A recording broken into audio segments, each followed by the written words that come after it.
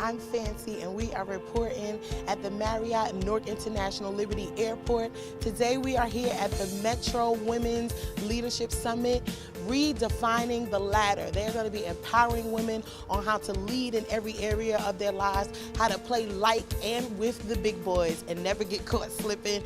They're going to give them all types of tips. Trust your gut. Trust what you know that you know that you know, and be afraid and do it anyway.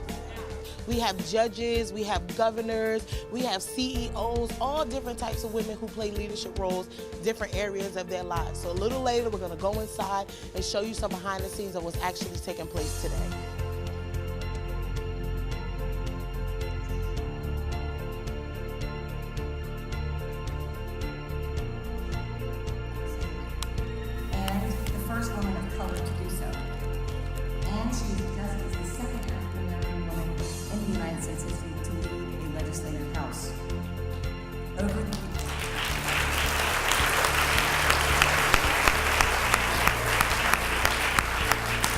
There's so much more, you're just going to have to keep clapping, so get prepared.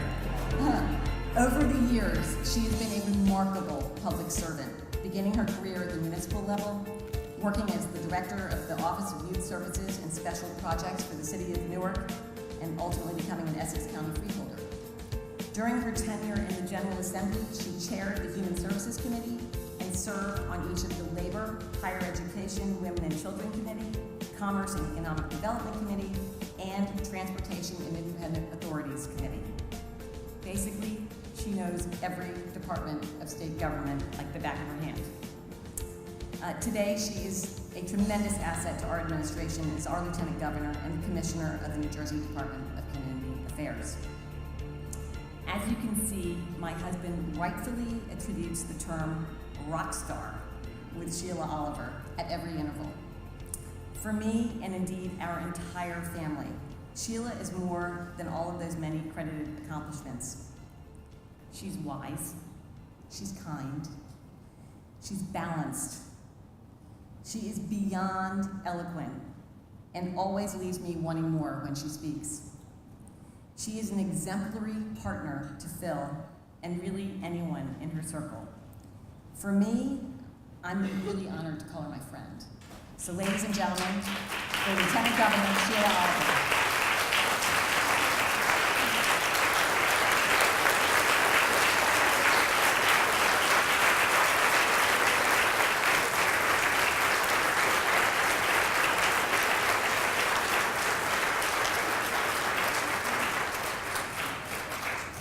Good morning, everyone.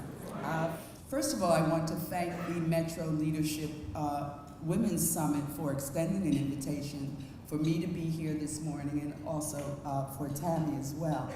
And I was asking Susu, how did this all come about? You know, I began to see social media advertisement, and I was like, well, who are these Metro women? And then the next thing, I began to see all the corporate sponsorships going on record. And Joanne shared with me that this is a collaboration really dating back to a number of women who were involved, going back to the administration of Governor Todd Whitman, when the state of New Jersey hosted its first annual Women's Conference. And it used to be very interesting to me as a speaker when I would have to convene meetings to address the business of our state. Often I was the only woman in the meeting. And I had a great time though, because I was able to educate my brothers in the legislature. I was able to educate them. And, you know, a number of our Trenton people, I see Linda's here from the New Jersey Food Council, and, you know, Sherry and others, and Eileen, I know she works the State House. Often, when you do not have gender diversity in public policy making, a whole set of things will be left out of the sausage making. That's what we call the laws. They won't make laws of sausage making. And Ruthie certainly knows that, because She learned a great deal of insight from her late husband, who not only was our governor, but he had been the prosecutor in Essex County. And if you do not have diverse voices in the room, I would say bad things can happen. Because there are things that, if you just have men in policy-making decisions, or you just have one cultural group or one ethnic group, they're not broad thinking in terms of how we best go about solving problems. Because at the end of the day, I don't care what sector you represent, it's about problem solving. Now, if you are in the business sector, if you're in the corporate sector, your challenges, especially those women who are working in the corporate sector, your challenge at the end of the day, good, bad, or indifferent, is to promote and market whatever the product is that your industry represents, and making certain that profitability gets involved. That's the bottom line in a corporate environment. And I was so glad to hear Tammy talk about the economic power of women, because too often we have not used our economic power to our best advantage. We have not. And I can remember, I served in the 34th Legislative District. Senator Nia Gill was a senator in my district. And I can remember going to fundraisers. People would host coffee clutches, and women would be there raising money for women candidates. And I never forgot, Nia said at one of these gatherings, ladies, if you can go get a manicure and a pedicure every 2 weeks, you can write a check to a woman who's running for office.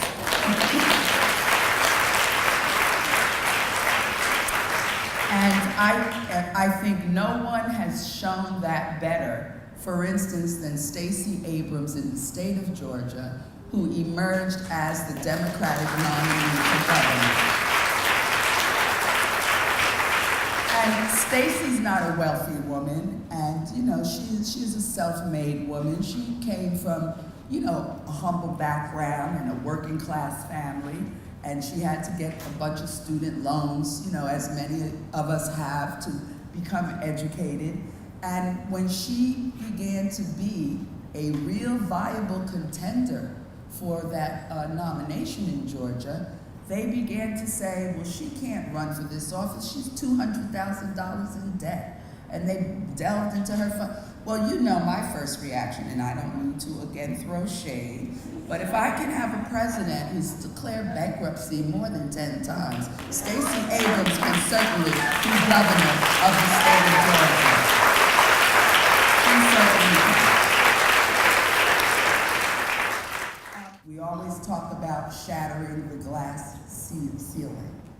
But I heard someone say, yes, some of us have crashed through the glass ceiling, but there are still a lot of women down in the basement sweeping up the glass. So as we go about our workshops today and our forums, let us not just think about issues through our eyes as professional women. Let us think about women who are still trying to climb up and reach up and aspire.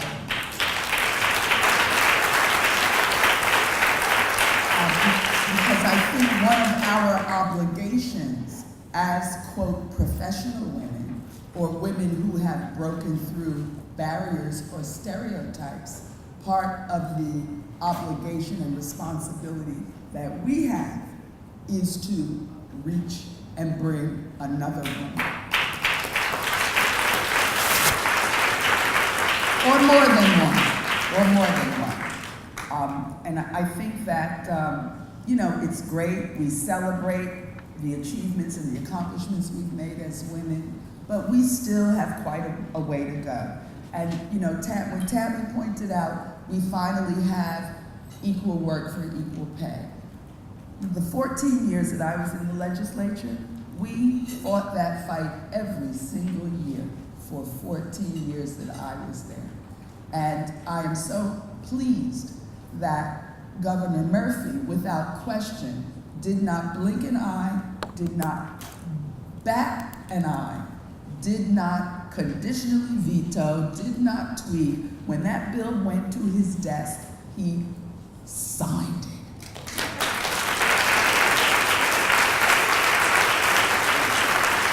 The issue of family leave that Tammy made reference to, that is huge for women in New Jersey. There are women who have jobs that if they do not come to work, they don't get paid. And if they've got a sick child, a sick mother, a sick dad, a sick family member, if they want to do what they need to do, it will have a deleterious effect on the household income. So paid family leave is also a concept whose time has come. And we could even be more expansive with it. But we're glad that we've taken a first step to afford families, and particularly women, the opportunity to fulfill their roles as caretakers of the family. A woman should not have to decide between the two. She should not. And you know, the concept that, well, we can't afford this, I believe, this is my own personal belief, that there are certain societal investments that have to be made in order for us to have a better society and a better quality of life. And this whole issue of family leave and, you know, making certain that people are paid equally, to me, that is a societal investment. When I first got to the legislature, I served on the Labor Committee, and this was 2004, and we were back in '04 debating raising the minimum wage. The minimum wage was about $5.50 back then, and we were trying to elevate it. I have never forgotten a colleague on the Labor Committee. We were taking testimony, and he put on the record that if people were concerned about not making minimum wage, they should do what he did. Go to law school so that you could get a better job. That was in 2004. Trust me, that thinking continues to exist, certain places, continues to exist. When I think about women who are business owners and they try to, you know, compete for contracts at all levels, even in the corporate sector or in the governmental sector, somehow it is perceived that women can't be competitive with their companies in securing these contracts. Not so, because if you go behind some of the machinations of many small businesses in our country and in our state as well, the face of the company may be a male, but it's the women within the company that are doing that work. So many women have made decisions that they're going to start their own businesses, that they are going to come out aggressively and compete, and we know that they can emerge successful. And I'm thinking right now of a business that I was introduced to several years ago, run by Monica Smith. And the business is called Market Smith. There's Monica. And Market Smith has become the fastest growing marketing firm in the country, right here in New Jersey.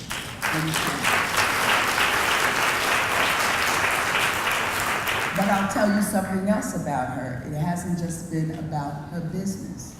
She has taken an interest in the adoption of children, and she has utilized all of the resources and material gains that she has been privileged to earn, and she has become a Brady Bunch all her own. She really has. And we respect that in her as well. So, you know, I think I've like covered the whole breadth of what challenges us as women, but I just want to get back to this issue of not going back to court. Because women often will become discouraged in their sectors as they're trying to get upward mobility, promotional opportunity. If they are business owners, they're trying to grow, build their businesses, expand, and it's very frustrating. You know, they often don't have access to capital, and it's a struggle. But you cannot get discouraged. You just have to keep pushing. You have to just keep pushing. Once in a while, I say, go take a Caribbean vacation and chill out. and you know, build yourself back up. But I think the issue is to never give up. And that is something that has been a stereotypical view that men have had of women. I don't care what sector you're in. They've always felt, well, the women are going to give up. They're not going to hang in there. But when you come to do battle, you got to put your armor on, prepared to do battle. You have to. And there are so many women who are supportive of other women. We are a sisterhood. We do traverse every age, generation, every race, every ethnicity, every cultural orientation. And just know, whatever you are doing, there are a group of women who will stand at the ready for you. And as Phil said, have your back.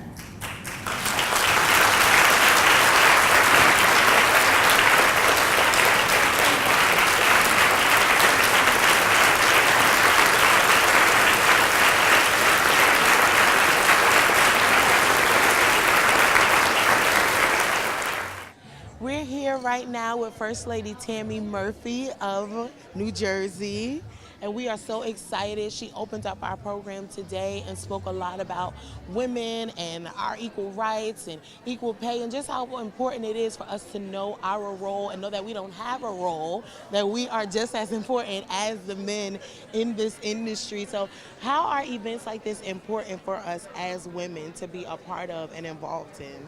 I think everyone needs mentors, and I think that it's really fabulous to have networking conferences like this because one could always learn something from everyone.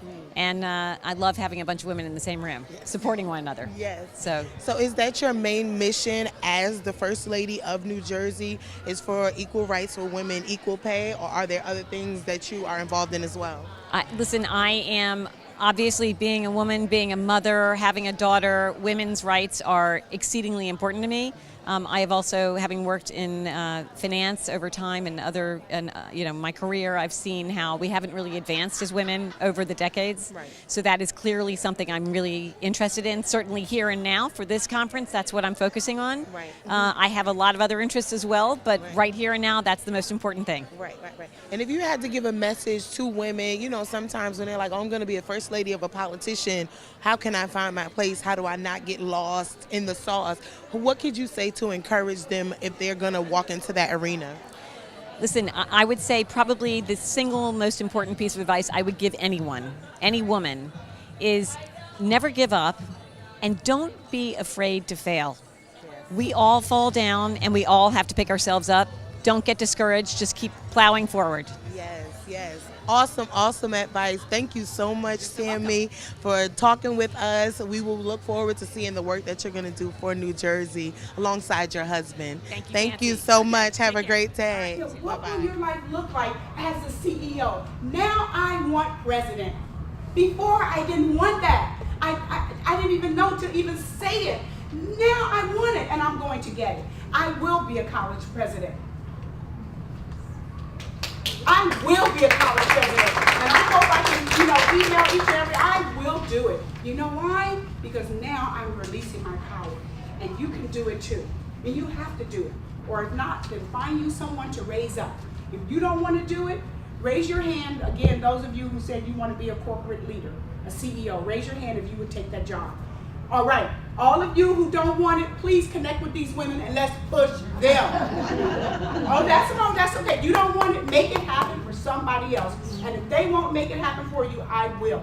I want you to be the CEO. Raise your hand again. I want to see that again.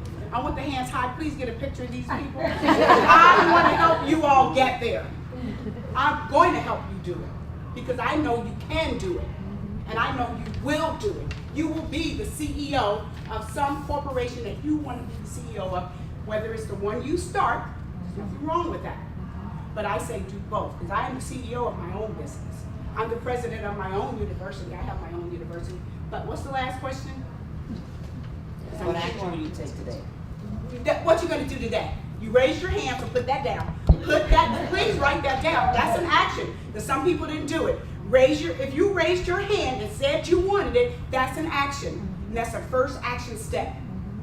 Now, I'm gonna give you one more. It's time for me to go. I'm gonna give you one more action step that you'll take today. One more action step. Those of you who said you want to be the CEO of anything else, do me one quick second thing. Stand up and say you and declare you want it. That's all. Stand up, put your stuff down somewhere and stand up. You have to take action is power.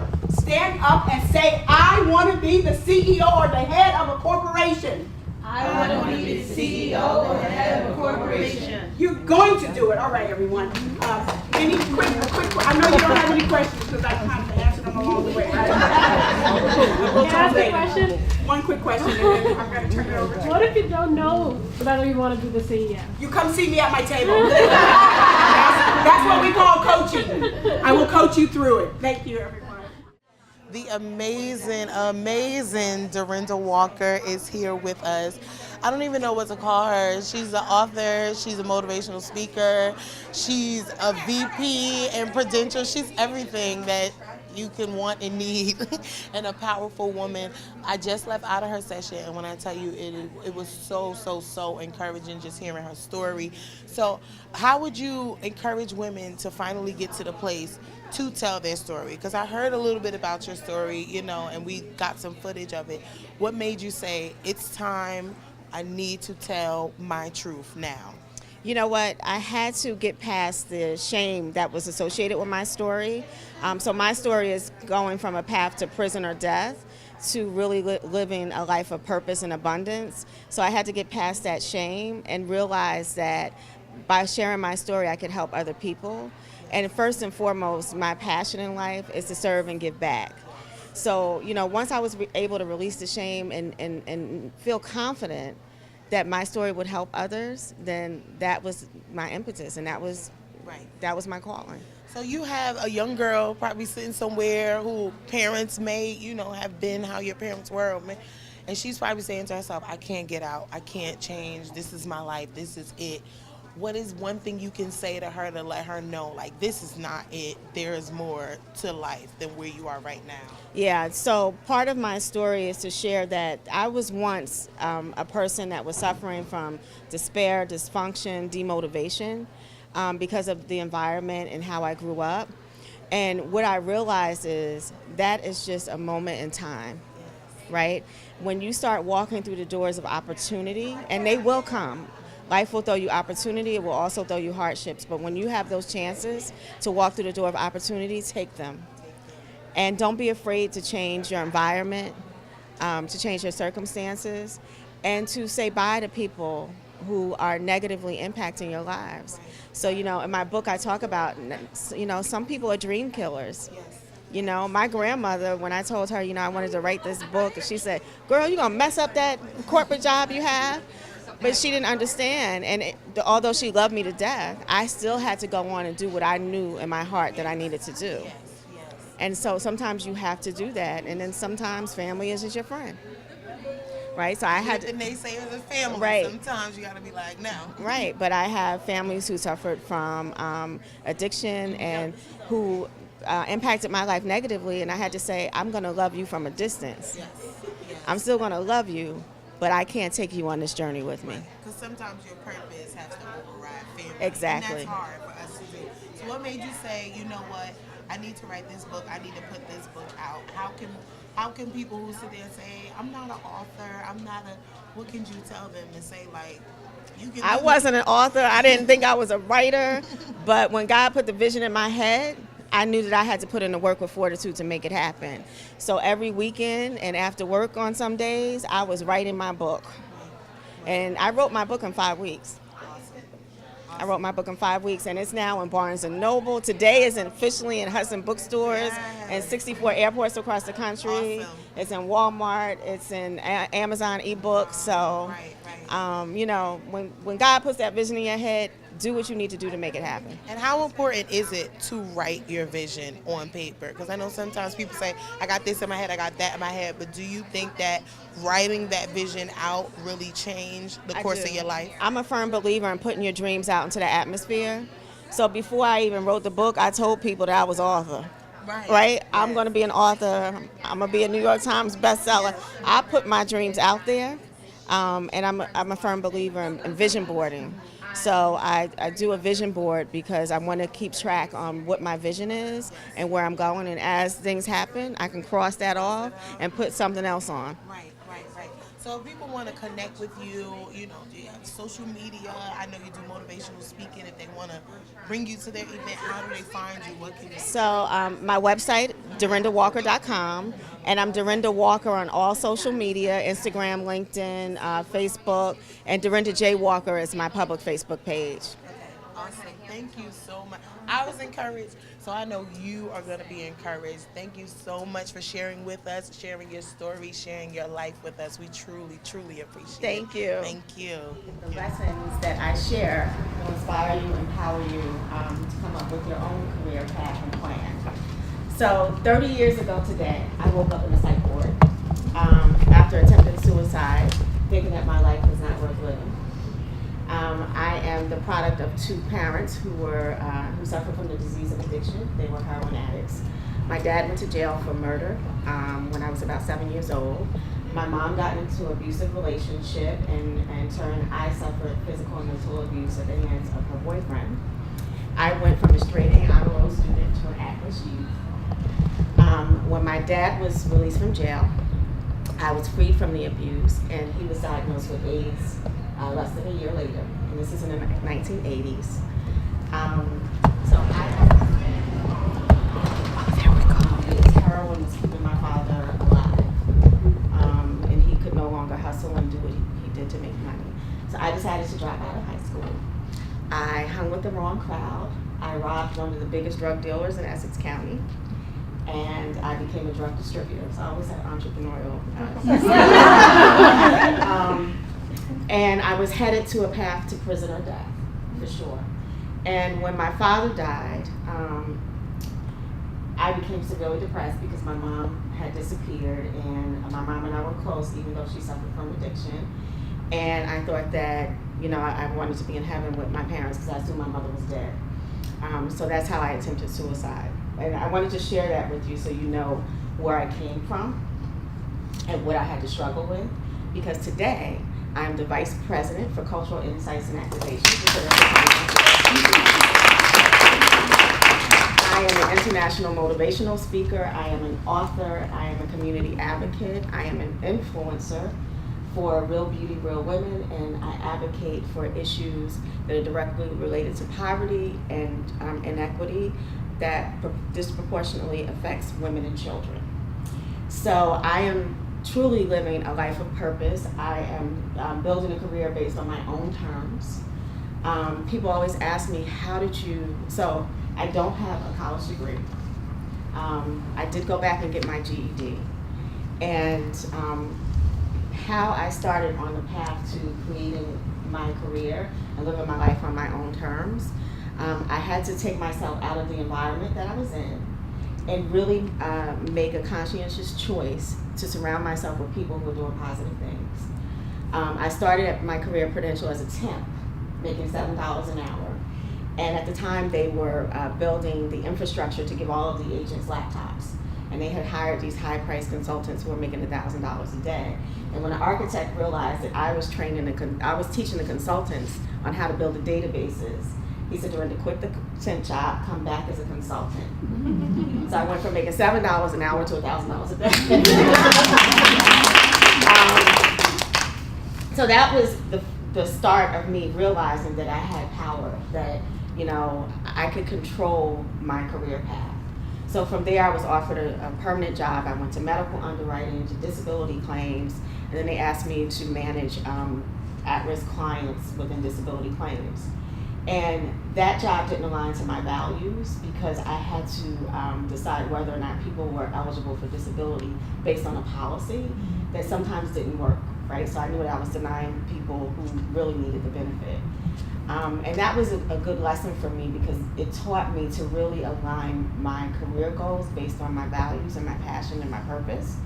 So I applied for a job in life marketing with no marketing experience, and I got the job. And I want to tell you ladies, I've never been qualified for a job I've had on paper. Never. Because every job I've had, the first qualification was you had to have a degree. But I was never afraid. I would look at, just like men do, I would look at the qualifications. Oh, I can do that, and I can do that. Oh, I can learn that. And I would apply. And I'm fortunate that, you know, I did well in interviews and people believed in me. I got mentors and coaches and sponsors, and I was able to create a career for myself. So in 2009, the company, at the time I was a manager, I kept hearing our business resource groups complain that, you know, the company doesn't market to women and people of color. So I said, instead of talking about it, I'm going to do something about it. And I wrote a business case as to why the company should focus on women in multicultural markets. And I presented it to 2 senior leaders. One of them decided to become an executive sponsor, and one said, I'll be an advocate for the work that you want to do. I did that as a side job. And it started out as educating employees about the benefits of it. It started out as a grassroots effort. It got a hold of all of the senior leaders across the company. And I then got promoted to director, worked on the business case, and then started the department in 2012.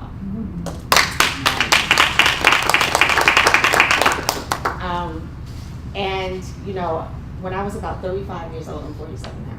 When I was about 35 years old, I really decided that I wanted a career that was going to help women in minority communities, because I learned that my great-grandfather, who was an immigrant from St. Kitts, who established a career here in Newark. He owned the music school that Sarah Vaughan went to. He owned 2 supper clubs in Newark. He had a mansion in Newark. And by the time my mother was born in 1953, there was little to no evidence of his legacy. So I felt like it couldn't be a coincidence that I worked in corporate America, right? There has to be some kind of connection here. That I work for financial services, and that I'm able to give back in the way that I do. So I made it a priority. And again, my career is really based on marrying my gifts and my talents to my passion. So, you know, as I was going through that career journey, I learned that I was really good at problem solving. I knew how to get things done. I had a passion for diversity and inclusion. I had a passion for giving back. And, you know, there was a time in my career where I just wanted to get promoted and get ahead. And when that wasn't happening for me, I said, Dorinda, what are you doing wrong? And for me, it was, I wasn't working from a place of service and a place of passion. And when I flipped that switch and really started focusing on the work around diversity and inclusion and giving back and making sure that we were providing financial opportunities to underserved communities, that's when I got the promotion. That's when I got the blessing. And I'm a woman of faith. I'm unapologetic about it. But I believe that I had to show that I was worthy of it in order to get the blessing. So now I'm in corporate America. I've made it to vice president. And I still had this baggage that I was holding, which was my past. You know, I was always that woman who was scared to get in the room with my colleagues and they say, oh, what's your alma mater? You know, where did you grow up? Because I didn't want to say I used to be a drug dealer, I'm a high school dropout, and, you know, I suffered from mental illness at one time. And then I was at a women's conference because part of my job, I sponsored a lot of women's empowerment events across the country. And a colleague said to me, Dorinda, there's a lot of women here who are asking to meet you. And I said, well, why don't they just come say hi? And she said, Dorinda, do you realize you've made it? You're that corporate executive that everybody looks up to, that you used to aspire to be. You made it. And it was in that moment that I realized I don't need to worry about other people's judgment or what they thought about me, right? Because I had already been God qualified.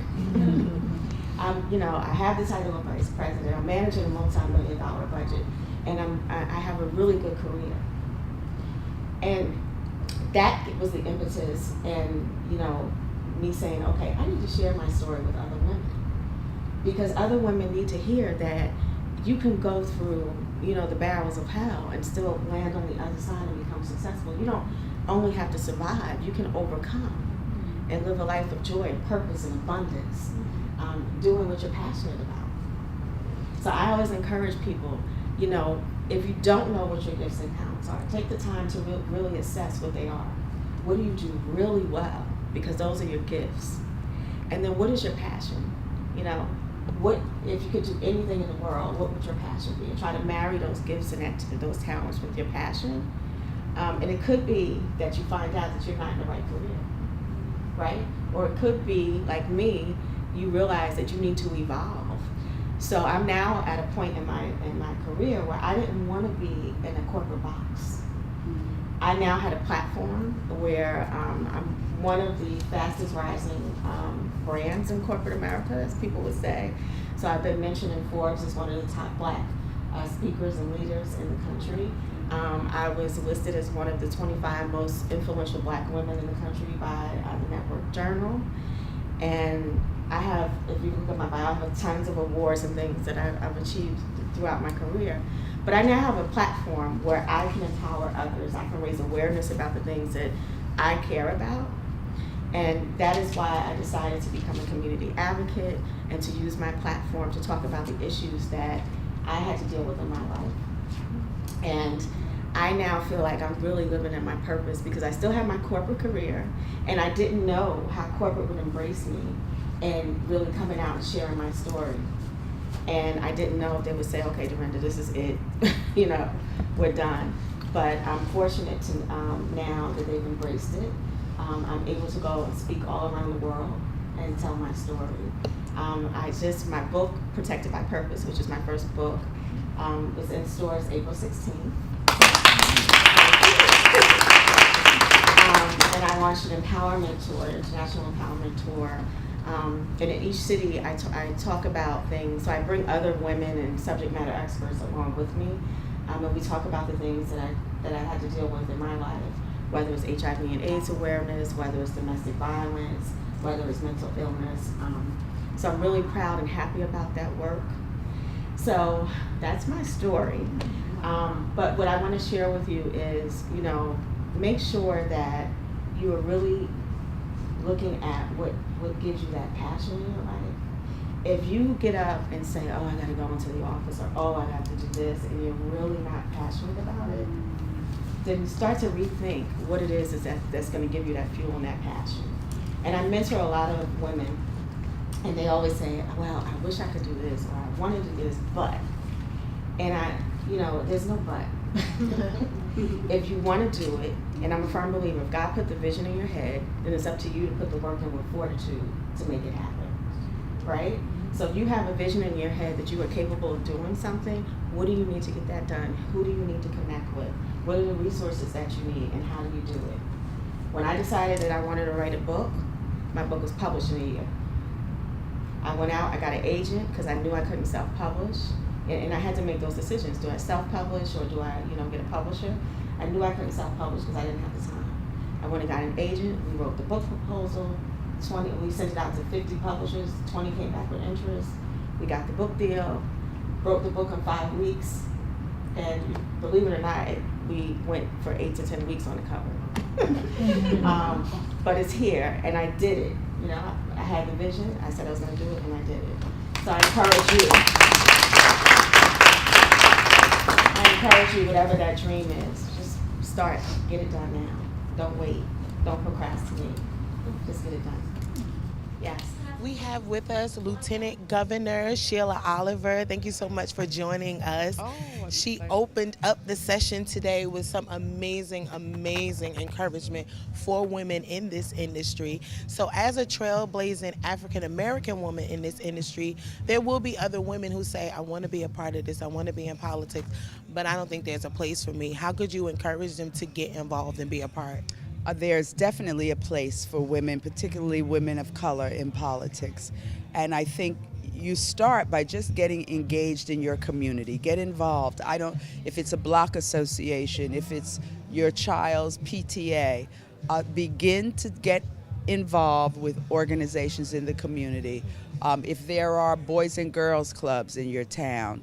But I encourage women to start there, because you begin to learn about the community, the problems people are having in the community, and then begin to make yourself known to civic leaders in your community. But I firmly believe there is a place for women of color in politics. There are too few of us there, and we need to broaden it. But I'm very encouraged. Around the country right now, there are 53 black women running for Congress. Wow. Wow. So you said in your speech that there was a quote that leadership is the only ship that doesn't return to port when the storm hits. How has that encouraged you and resonated with you on your journey as a leader? Helping me understand that on a particular day, you might think that all odds are against you. You're never gonna, oh my goodness, let me throw in the towel. No, the storm will pass.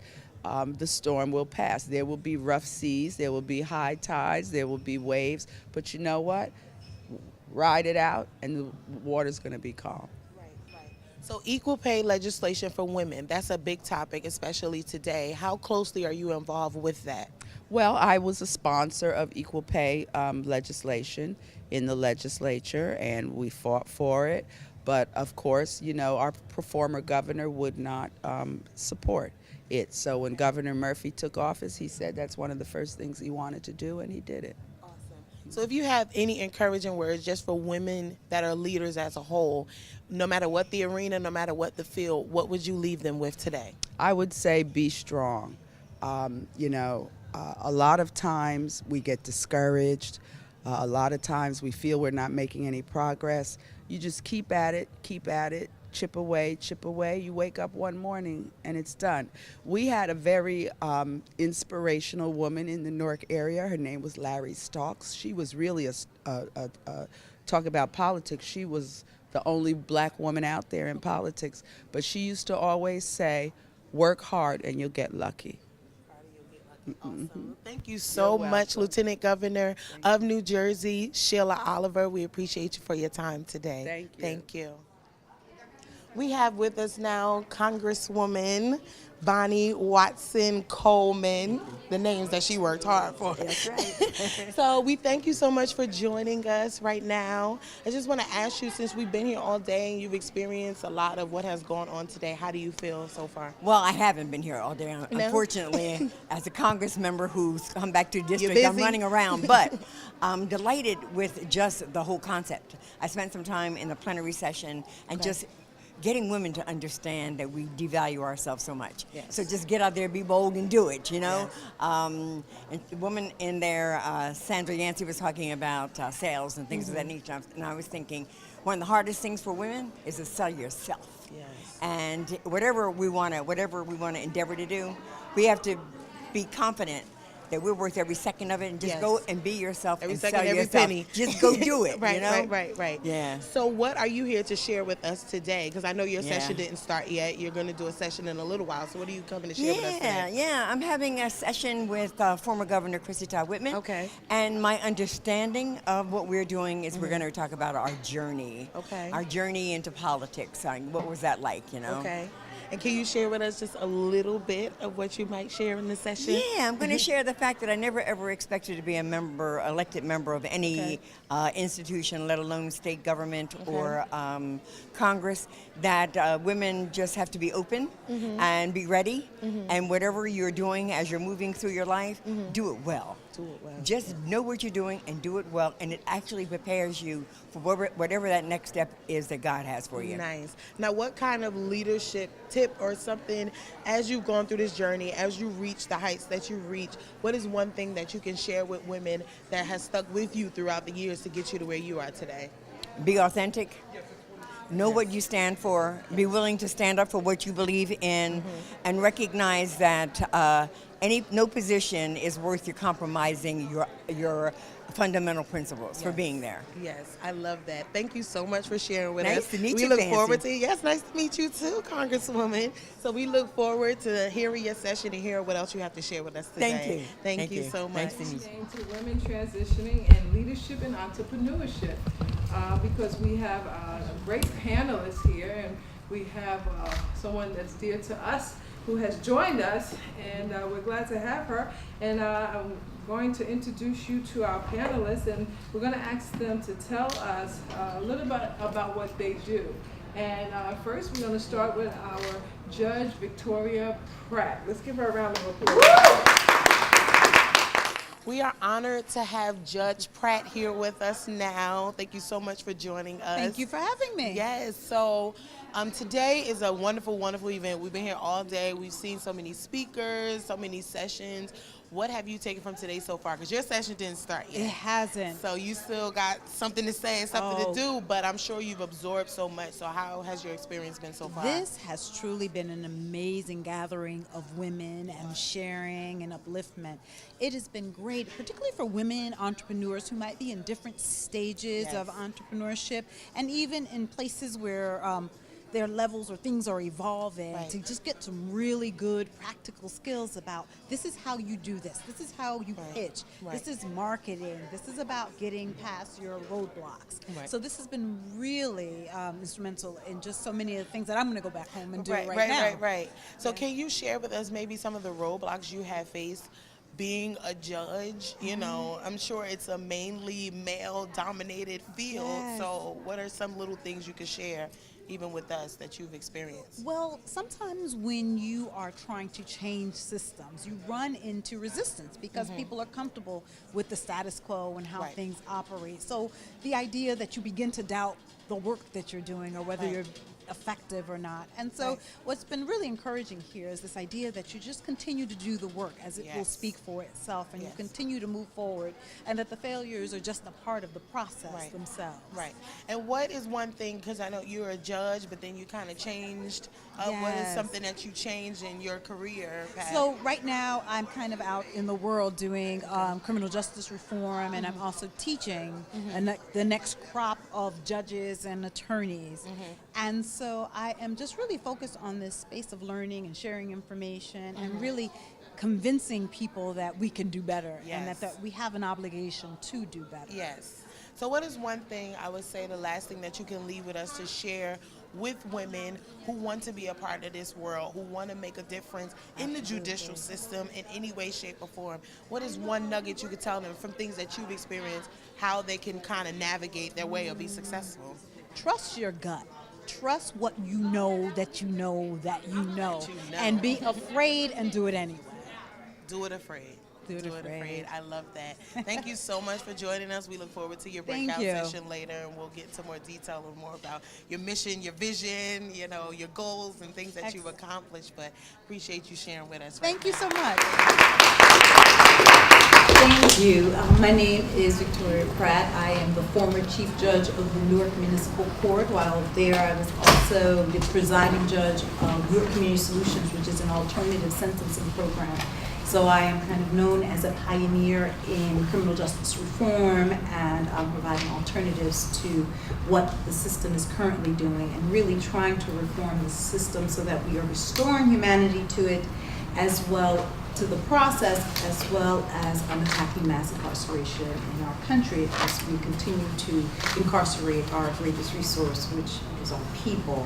I'm currently a professor at Rutgers Law School. I have decided to take my passion and go around the country as well as the world advocating for changing criminal justice systems. And so we're talking about transitioning from a position of leadership where I was the chief judge of the largest municipal court in the state as well as the 13th largest in the country, and really kind of using your passion to now fulfill your mission and what that looks like as an entrepreneur. So thank you for having me. Thank you. And we have, to my right, with a beautiful smile, the new CEO of Newark Economic Development in the city of Newark, New Jersey, Miss Aisha Glover.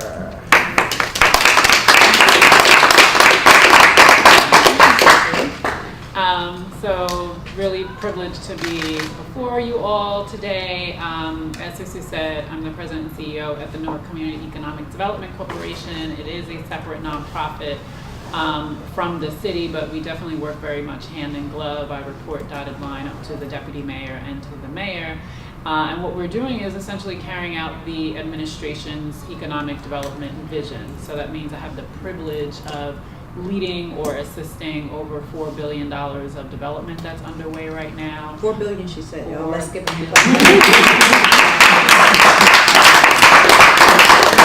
And it's a really exciting time to be in Newark during this period of growth. I am a Brooklyn girl. I've since transplanted myself, and I'm now here. But knowing what that feels like to be in the middle of a renaissance and wanting to make sure that people are not displaced in the way that I was, and creating that access and equity however we can to make sure that as the city develops, it remains inclusive and equitable.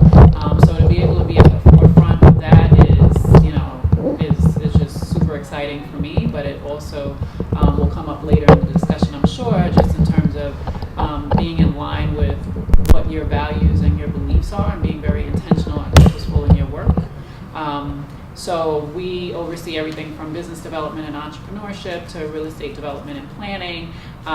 So even though the title of the discussion today has changed a little bit, a lot of the discussion is really going to be rooted around entrepreneurship and leadership, which is fundamentally what I'm embracing as the first woman president of the Economic Development Corporation. Wow, that's big. That's historical. Great. So I want to begin to ask you these questions and conversation and speak from the heart. How important are partnerships to leaders and to CEOs and entrepreneurs? So I mean, everybody knows that partnerships are critical. Everybody doesn't know. We don't want to assume. So I guess what I want to emphasize is it's not a given, like, oh, okay, I'm partnering. Like, it really truly has to be embraced. There is no project, initiative, or program that we've launched successfully that has not been a partnership. In fact, I purposefully look for partners. I believe that if you think that you can do it all on your own, you're just setting yourself up for failure. And so leveraging those resources, leveraging your networks, the networks of others, is really, really critical. And I think sometimes when we get to a certain point in our careers where, like, oh, I could do this on my own, I got this. There's an African proverb that it's something like, if you want to go fast, you go alone. If you want to go far, you go together, right? And so I keep that in mind when I just need to get something really quick because the mayor has asked or the deputy mayor has asked. But if you're really looking to have impactful work, I think being very strategic about the partnership and the type of partnership. Like, oftentimes we think, okay, we have a partner, we're good. There has to be substance and credibility behind it, and their skill set should really be complementary. We all kind of gravitate to people that are similar to ourselves, right? Whether they look like us, they sound like us, or ideologically you feel like you're aligned. But that's why there's so much momentum around this diversity and inclusion conversation, because there's study after study showing that diversity brings power. That's how you get the best out of groups. So as you're looking for partnerships, just keep that in mind in terms of the quality, the integrity, and the range of organizations or individuals that you're partnering up with. I think that as a leader, you're always learning. As an entrepreneur, you should always be learning, and that's why partnerships are so significant. You should be partnering with people who are very well experienced, and really knowledgeable about their craft. And for women, I think especially, we have to understand our value, our worth. When we show up, we bring our knowledge, we bring our experience, we bring our contacts, and that has value. And you need to be thinking about those things as you begin to vet. Did I say as you begin to vet?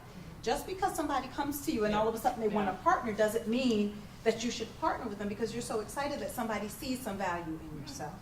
And we have to be really careful about that, because sometimes women, we do it all. We take care of home, we take care of our extended family, we take care of the business, we do all of those things. And then people will they want us to adopt their projects.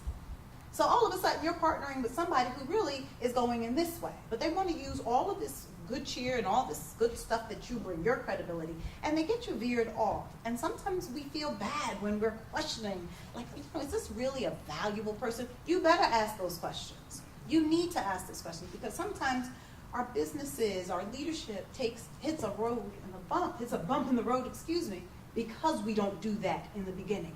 And dudes do it all the time. They do. They always, they start here. And I've been telling folks, like, begin to channel your inner white dude, really. Because the questions that they ask before they even start to have business conversations, you're like, oh, wow, there's a lot of value, even if they have the value or not. So begin to ask those questions. Don't be embarrassed to show up. I mean, as a judge, we started this community court project, so I had to send people into organizations in the community that would provide rehabilitative services, so drug treatment programs. And let me tell you, I would show up because I needed to see what type of services. I hate poverty pimps. I hate them. And so I'd show up to make sure that I would send a person to you and that they were getting a service. And I wasn't embarrassed. I wasn't too important to show up physically. But what it meant to the person, one, that I was sending them, was like, wow, I'm important enough that the judge is showing up to see this place. And it also meant to the place that the judge is also going to hold me accountable. And also as a business person, folks want me, can you sign on to this grant that I'm going to apply for? Well, I just did a TED Talk, 1 million views. Please watch it, y'all, so that I'm headed for 2 million. And I was kind of like, oh, wow, that's so cool. They want me to sign up for this grant. And then I was like, oh, hold up. I don't know this organization that you're asking for this money from. There's a 3 to 5 year commitment, and you asked me 2 days before the thing is due, right? So what does that tell me about you? And so I knew the person. I was like, thank you, but no thank you, because I don't have enough time to do my due diligence on them or the other organization. And I was like, wow, and it felt okay. That was no, right? That was no. But partnerships are critical, but make sure that you are partnering with people who are worth it, and that you're actually going to get something in exchange. I want to ask you both a question. So in that partnership, and I know you've done it well, but what technique or tool do you use to make that match happen?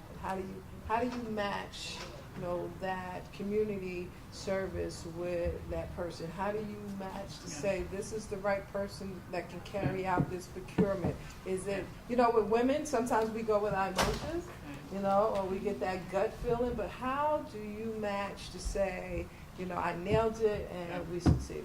Ask people in the industry. I get calls all the time, from an entrepreneur, from a developer, from an investor. The range of individuals and companies that we serve is just so great, because I can be working with Panasonic. I led the bid to get Amazon to New Jersey, or we're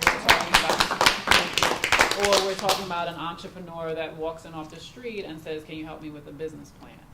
No matter what level you're at or what stage you're at in your entrepreneurship journey, you have to ask. You have to look around. You have to make those calls. I get those phone calls all the time. How is such and such? Have you ever worked with them? So do your due diligence, do that vetting just because somebody wants to partner with you. There's been times where I had to be blatantly honest with developers and say, you know what, that contractor, they won't be able to deliver, and I know that they just don't have the capacity yet. But on the flip side, I could very well recommend that contractor for a smaller project to help them get there, or I'm taking them into one of my contractor development programs to help build their capacity. But I know that my recommendation and as an entrepreneur, your name is valuable. You have to protect your brand. So if I'm putting myself out there to co-sign on a business or an entrepreneur or something, that's going to tarnish my reputation if it doesn't work out, right? So really doing your due diligence, making those calls, asking associations. I cannot tell you how many events and associations and memberships and this that I go to, and this is the very reason, just to expand your network, meet new people, and see where there might be some synergy and opportunity. And then the last thing I'll say is, don't be afraid to go outside of your comfort zone. I've had small business owners respond to RFPs that we've released, and I've just been so impressed because then they go out and they seek out the big guy, or they seek out someone else on engineering. They don't know anything about engineering, so they're going to partner up with somebody just to be able to respond to this RFP. If you stay within your network, if you're a creative type and you only know other creative types, you're going to just be able to bid on these contracts. The moment that you start expanding and thinking, yeah, why wouldn't I partner up with somebody that does public programming, or a developer, or this property owner, because I could bring my creative energy to this new building that's going up. That's the way that you make money. That's the way you expand your network, but that's when you start to level up, and you'll see your business scale and your dream really further that much more. The moment that we stay in our own kind of backyard, you're just gonna keep working on your backyard, and that's good if that's where you wanna stay, but at some point you have to start thinking, wait, I'm gonna have to venture out more, because that's just gonna give me that much more opportunity. And I want to say to you, Aisha, publicly, that you gave me the chance, and you believed in me, for the event you had for the city in December 7th. And after that event, the company that that Audible hired, he's been in contact with me to work with me. So that taking that leap of faith, and like you said, showing up with integrity and your talent, it does lead to different partnerships. Yeah. Can I just add to that? Making sure that you tap into your network's network. Right? So if you have a friend or a person that you know who's in the tech space and you don't know anything about the tech, you call them to ask them to go into that network on your behalf. And that's really how you begin to expand in these spaces. You don't necessarily have to know a person who directly does this. And then also the instinct that Susan was talking about, trusting. Know when it's fear and know when it's your gut. And so trusting that, we get really far on it, and then we reach this place, and then we're like, oh, I'm just going to ignore this and do it on my own.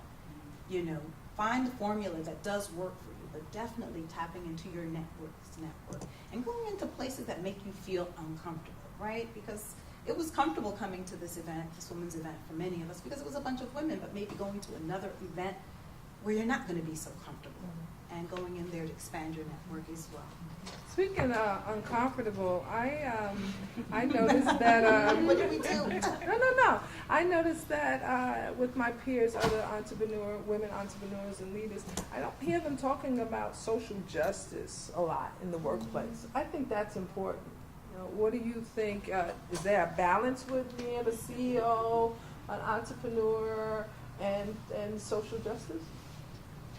Yeah, I think, I started, I usually joke and say that I grew up in corporate America. I started at Morgan Stanley when I was 18, an investment bank in the 90s, mid-90s.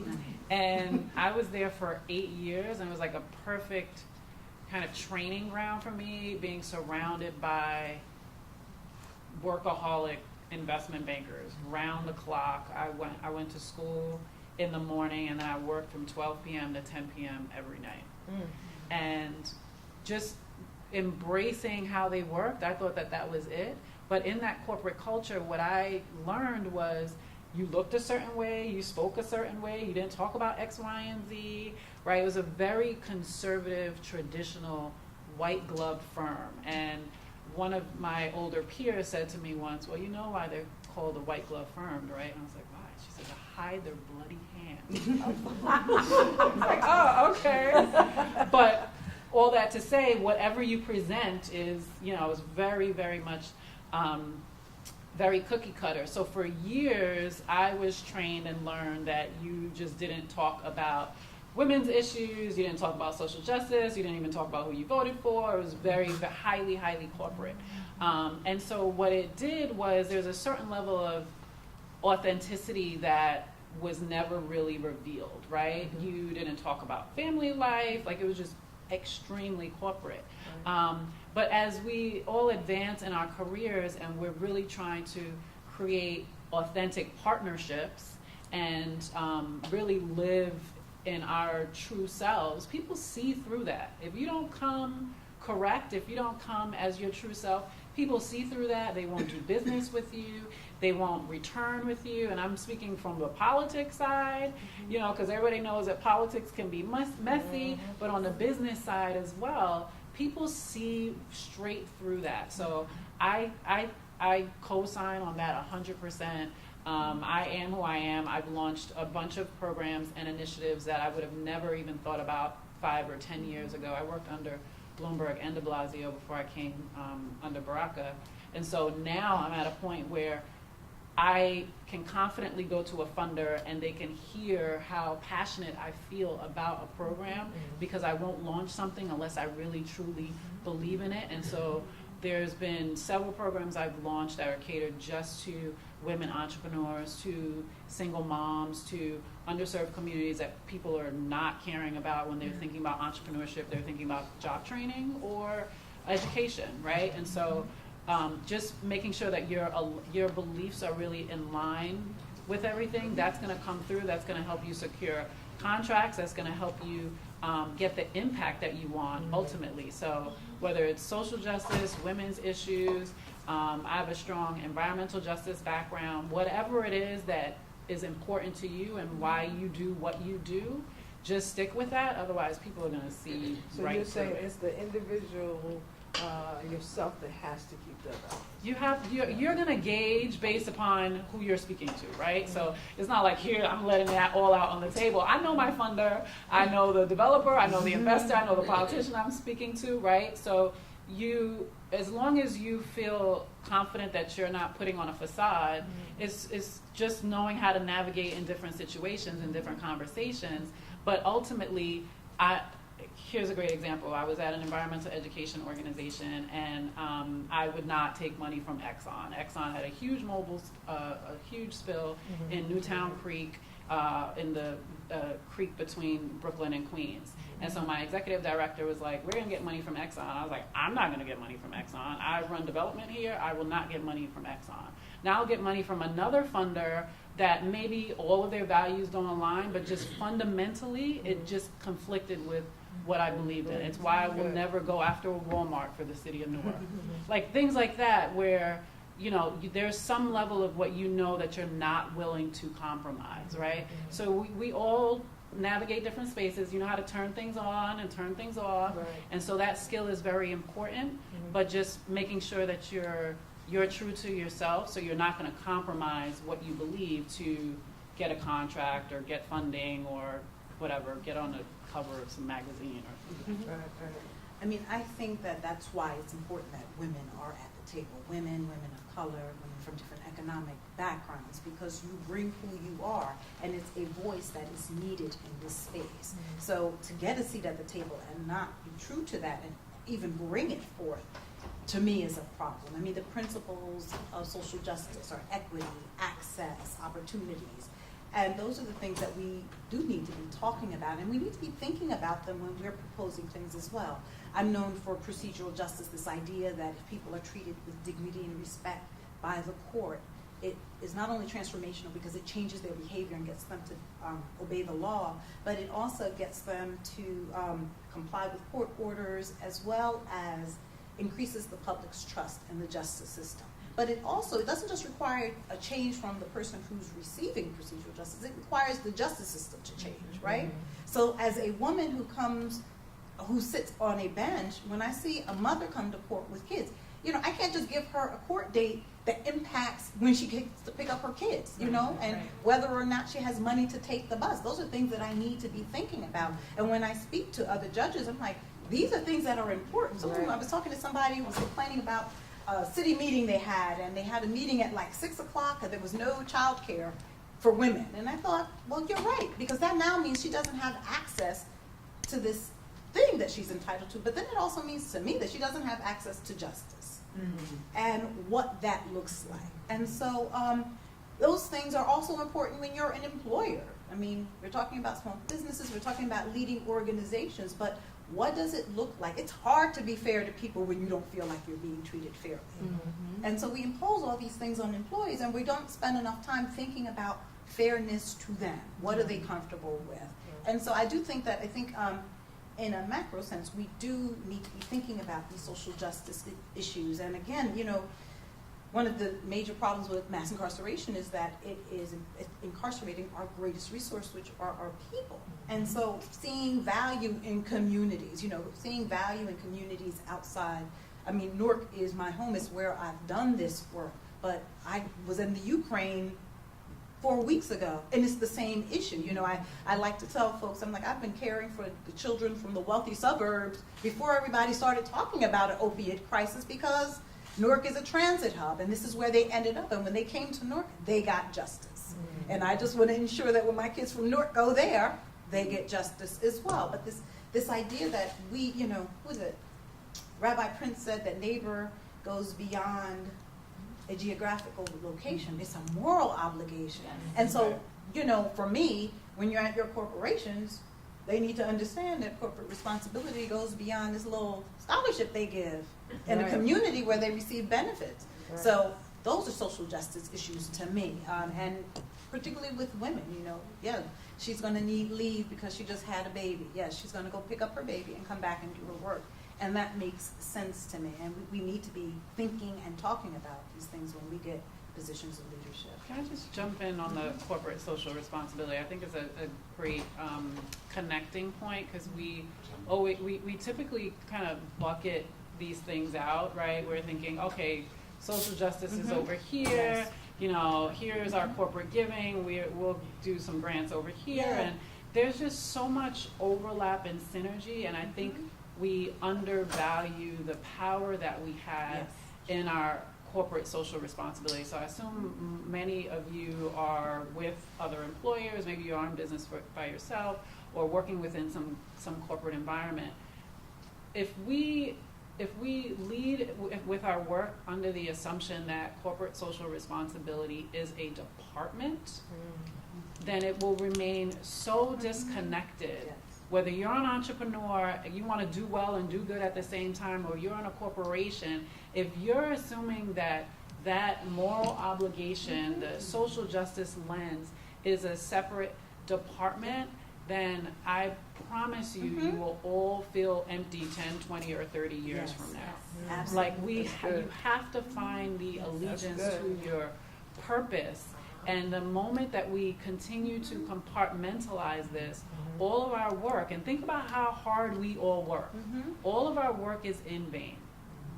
And the mayor, and this is why I consider it an honor and privilege to work under him, the mayor is of that lens, and so what he's doing, and why I feel privileged to be leading economic development during this time, is he's engaging the corporate community in the city of Newark to push them to start thinking about that, not as a department, but in your everyday practices. How are you engaging entrepreneurs? So part of what this was supposed to be about, which is luckily evolving to, is how are you part of this economic development? Whether you're a large corporation thinking about how you can ensure smaller businesses and entrepreneurs get an opportunity to bid on work to provide products and services to you. How are you patronizing local businesses, incentivizing your staff to get out of their buildings and walk the corridors, and that activation just feeds into the local economy. So getting that from the top down has been great, but it needs to also come from the bottom up, because the presidents of all these corporations can make all these decisions, but if their workforce don't understand that they're part of this larger community, then all of this is for naught. I'd like to just give an example. You were talking about like where you eat lunch. I eat lunch here, so this is my community, which means that I should be able to. So as a judge, I get off the bench and I walk down Broad and Market. And folks are like, are you nuts? And I'm like, why would I be nuts? And some of the people are my defendants. And they're like, Judge, why are you out here by yourself? And I'm like, that's why I can go to a corner and say, all that action, I need it gone. Because this is my community. I'm out here and I don't want to see this. And that's when we're talking about connecting corporations with community, people who walk around in this space, what it means to folks who live here, who see you as a part of their community because you use the same places. You go to the same, barbecue hut, that stuffed baked potato place on Broad and Market, you know? And so people, we share space.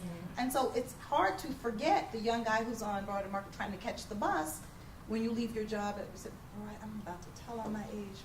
I'm not even rising anymore. But that this is still your corporate community, and what obligations do we have to this space as well, whether it's career day, when people show up like, wow, a woman works in that building, like literally just knowing that a woman works in that building, what that means to a girl who goes to 13th Street School, like what that means. And so no matter what your race is, to me that's social justice, and that's access. It's access to a person, that's equity as well. So we could do a whole panel just on social justice. But I have a question. So I know you as a judge, I know you as a CEO, but let's save all your accolades are snatched from you. You're not a CEO, you're not a judge. What and who would you show up as a leader? How would you define yourself as a leader? What would you do for the community? What would you do for other women as Aisha and as Victoria? Can I just talk, because I wrote a little quote down. Go ahead. I wrote a little quote. Woodrow Wilson said, I feel like I was prepared. because this one was powerful for me. You are not here to merely make a living. You are here in order to enable the world to live more amply, with greater vision, with a finer spirit of hope and achievement. You are here to enrich the world. You impoverish yourself, and I add, and others, if you forget the errand. And for me, you could take whatever title you give me, put another hat on, put another uniform on, I would still do this work. And that is what's so important about, like, all the education is to prepare us for our mission. And it is beautiful when you can marry that mission with your 9 to 5 and money. Yes. Right? It is. And some of us are frustrated game changers, right? Because we've gotten caught up in somebody else's title. Do you know what folks said to me when they were like, wait a minute, you're the chief judge, and you're going to step down? And I was like, because I made it fly, right? I made it fly. That's true. And that's with everything you do. If you show up like you know whose you are and what your mission is when you get there, it doesn't matter where you are. It really doesn't matter where you are. You will do good work. And someone said to me, oh, well, I said, I would do good work. No, I would change people's lives if I worked at the hot dog stand. Every morning you got a hot dog. And, how you doing today, baby? Let's talk about school. Right? Because that's something we can do. That is something you can do from wherever you are. The title just gave me authority to impose. I would tell my defendants, my will is greater than yours. You will get better. Period. That is what we are doing. We are either going to jail or we're going to get better. Which one you going to do today? Right? Because I just, and imagine that a person in authority saw them. Wow. For the first time, a person in authority said, enough. You are better than this. I see you as you're supposed to be. This is what I'm going to offer you. It's called assistance, because your life matters. Right? But it doesn't matter what title we have, because sometimes we get the title and we get caught up in the title and we don't want to lose the. How about that? I'm talking to somebody. We don't want to lose the title. Oh no, I got my little title. I worked all these years for it. Right? And then the title becomes greater than the mission. It can't ever be greater than the mission. It can't ever be greater than the mission. So for me, I smile because I sometimes I'm like, I feel like I was put in a position that I had to step down because I couldn't do what I needed to do because the bench had a bunch of restrictions. And for me, I had to really sit down, and I like to tell folks, I was like, when I die and I get to the pearly gates and they start talking to you, I'm not in it yet, but I'm going to get to the gates. And the question is, that thing that I put on your heart to do, what happened to it? What will my answer be? And if my answer is, oh, those men and those women, those people were too strict down there and they didn't let me get to it, that's not good enough. So you jump and the net appears, you hope. Listen, I said, you say you stepped down, but your step down took you a step up. I mean, for TED Talk, 1 million views, I mean, that was definitely a step up. But that's it, right? Because we get caught up in the little bit that we have, right? Because it shines We're gonna have a Q&A. Let me I'm just sorry. have I'm sorry. Aisha. I don't like to have much I'd like to to know what would Aisha do without being CEO? I would not. Go back to Brooklyn? No. Aisha would still change. I would and still serve be communities. Aisha. Yeah, you can't. That goes to what we were talking about earlier. If you're leading with your authentic self, it shouldn't matter. It can't matter what the title is, right? You're leading with what you feel like your purpose is, your greatest skill set. This is why I'm in this position. Yeah. And every single time I'm in a position, it happened to me about 6 or 7 months into this job. I've been here 2.5 years. I've been in this role 1.5 years. Every single time I'm in a position, there's a moment when I'm like, God put me here. Mm-hmm. And it had, the first 5 or 6 months, I wasn't sure. I'm like, maybe I'm not supposed to be here. Maybe I'm not supposed to be here. But there was a moment, and I realized, and I went home and I told my husband, I was like, I'm exactly where I'm supposed to be. Mm-hmm. And it's the moment when, for me, and it shouldn't always be this way, but this is what it is for me, it's when people start coming to me and saying, you've changed my life. Wow. You did this. Mm-hmm. You've helped me. There's entrepreneur after entrepreneur that sends me thank you. They send me cards. They're like, Aisha, without you, without this introduction, I wouldn't have got this next job. I wouldn't have done this. I wouldn't have, or just this talk. There's something about the work that is less about the work and it's more just on how you deal with people. Yes. Like that hasn't changed. Mm-hmm. That hasn't, it's just who I am, and that's what I like to do. I like to bring people together, and if that causes you to get another contract, great. Mm-hmm. If that causes somebody else to not be pushed out of their space, fantastic. If that, sparks legislation, even better. But fundamentally, that I'm not doing that because I'm the president and CEO. I started as a vice president and I was doing that. Mm-hmm. And then I became a chief business development officer and I was still doing that. Mm-hmm. So I would have been doing this. They could have given me any title in the world and I would still be doing this work because I believe in it and I feel like it's purposeful and I'm exactly where I'm supposed to be. Can I just add one piece to that? And that is what makes you special. Yes. That is what makes you unique when you get a job and they're like, wow, no one's ever done it that way. Right. Because you do it knowing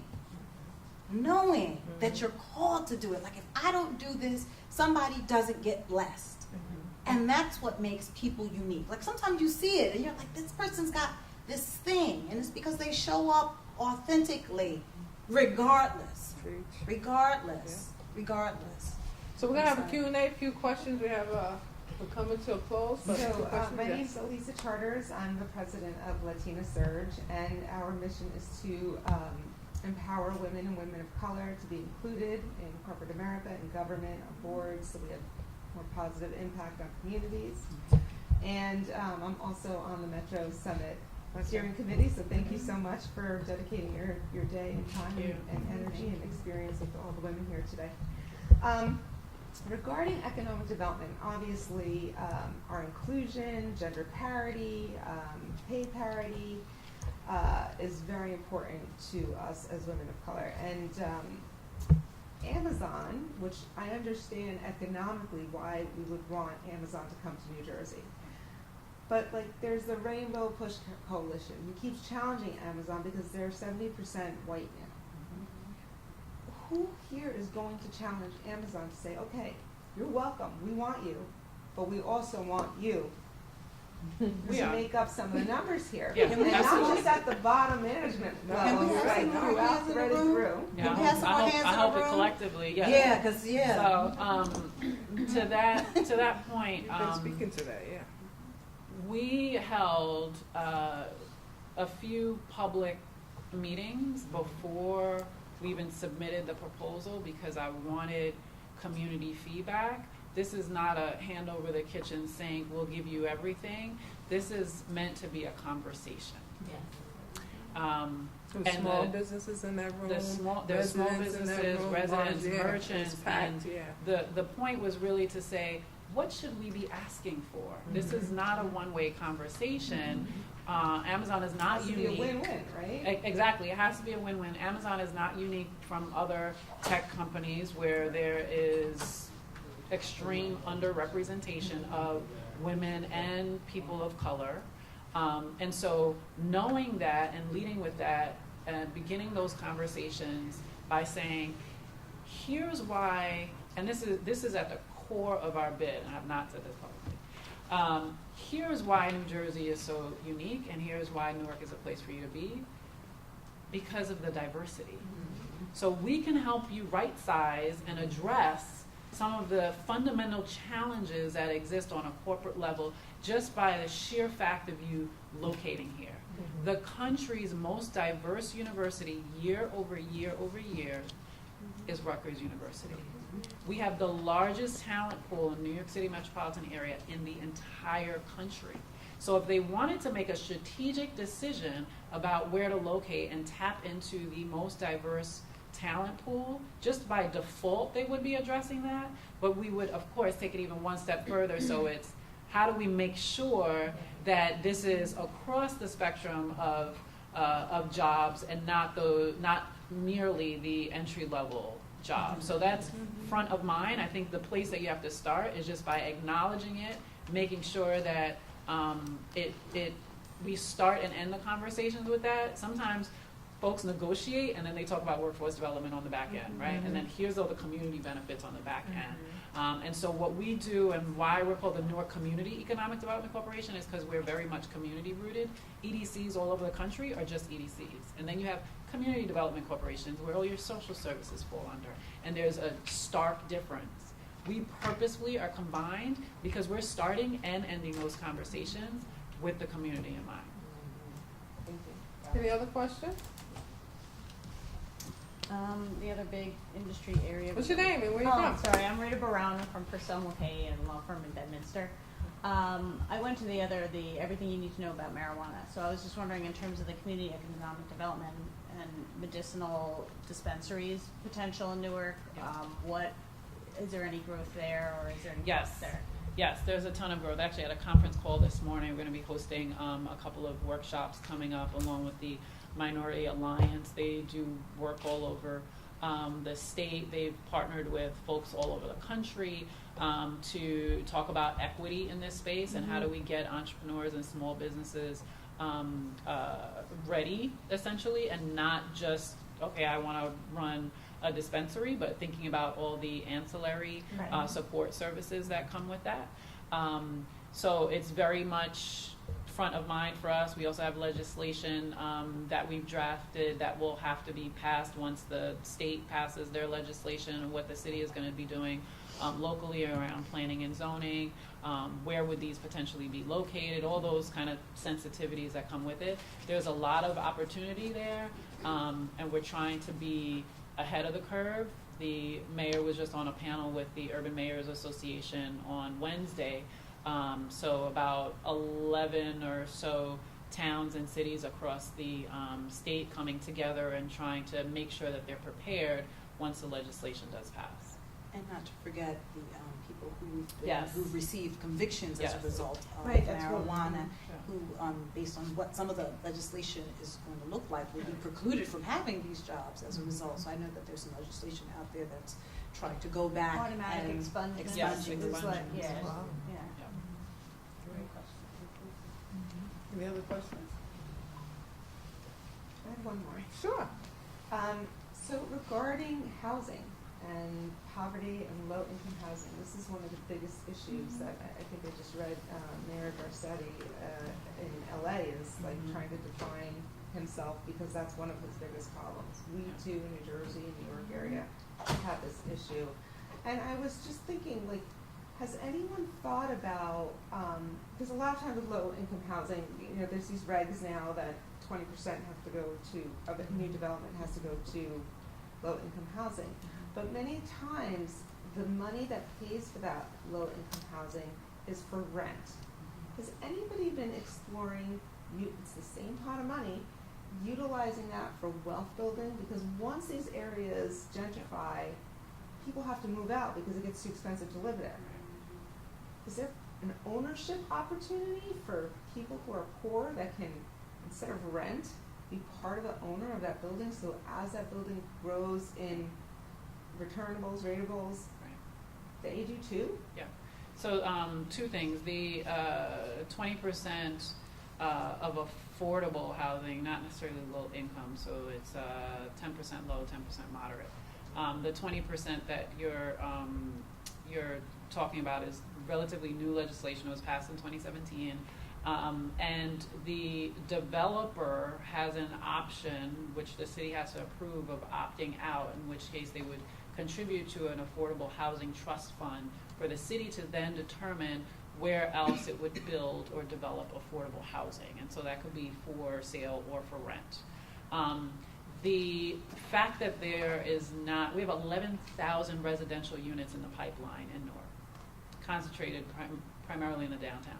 The fact that all of those are rentals is personally like cringing to me.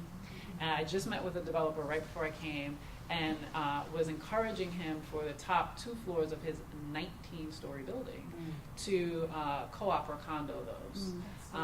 There is, the market has to reach a point where, and this is what they say, the market has to reach a point where it's saturated in rentals in order to demonstrate the demand and the need for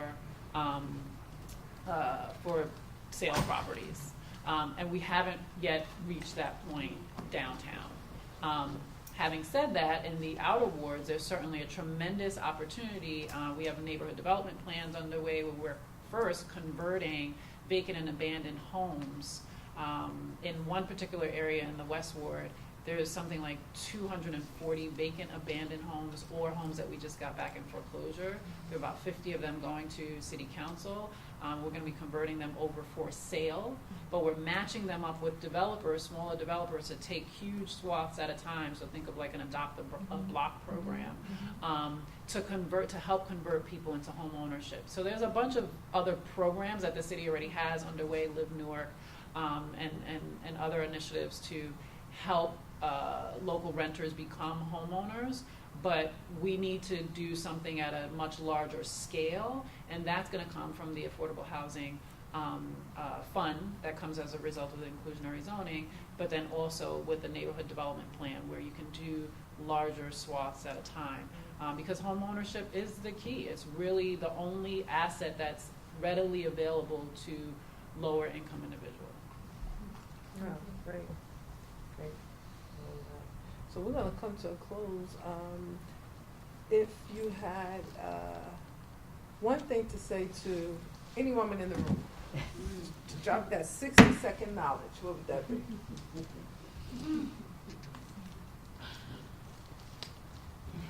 Oh, you're looking at me? I thought you were looking around. Okay.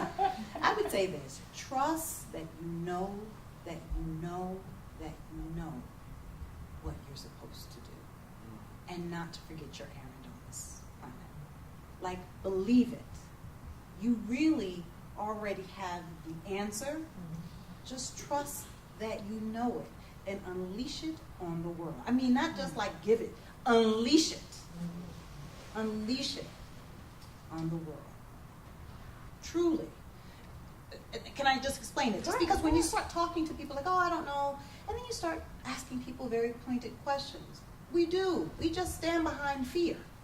That's what we're worried about. So my question is always, what would you do if you didn't have to worry about money and you didn't have to worry about what people would say? I like that. Don't worry about money and you didn't care about what people would say if you did that thing. Do it. Maybe I should have thought about this in advance. I guess to build off of what the judge said, I feel like we're all so busy. We all do so many different things, and we let that bog down. You know, what do they say? You spend 20%, the 20% of your time is like the important stuff, and then 80% is like all that filler. So to think about that 20%, if you didn't have that 80% going on, if you weren't busy, what would you be working on? What would you be working toward? And so every now and then, at some point throughout the day, hopefully once a day, but at least a few times a week, I think, and I carve out time, and my assistant knows it's like my do not block hour of what did I intend to be working on and working towards this week? And so I keep correcting myself because we work on so much, but what are we working towards? So I guess that's what my parting words would be. If you were not so busy, what would you be working towards? And then carve out the time, purposefully, intentionally working towards that. I like that. That's good. Let's give them a hand. So thank you for coming. Thank you for being part of the summit, and we look forward to staying connected and take this moment. Come meet them personally. Joy Stanley is now here with us. She was also one of the speakers here today in one of the breakout sessions here at this wonderful empowerment summit. Can you introduce yourself to the people, let them know a little about what you do and what your passions are and your leadership roles in the community? Sure. So I'm the CEO of an international hair products company called Locksock. And today I hosted a panel called The CEO of You that sat 3 or 4 other women. And we had an absolutely amazing time. The women answered questions as far as what does it take to be a CEO, how do we balance work life, how did they get started, who they'd like to mimic in their businesses, and one of my favorite sayings is you don't recreate the wheel, right? And success leaves clues. So you look at the people that are doing what you want to do and you emulate them, right? So that's one of the easiest ways to get started in your business. But I also am a part of this wonderful women's summit, leadership summit here through the BBA, the Black Business Alliance. I sit on the board of that chamber. And I also am the founder of an organization called Progressive Achievers, which has a mentoring component, which we call our Girls Are Leading Ladies. We're in several schools between Essex and Union County. And so I'm all about the business of empowering, inspiring, and motivating women. Yes. So why do you feel like events like this are important for us as a community of women? And do you feel like it's overkill at this point, everybody has empowerment? Or do you feel like we need everyone that we have? I would never say it's overkill because we as women can never get enough empowerment. Right. I mean, we can never get enough of seeing other women be passionate about what it is that they do.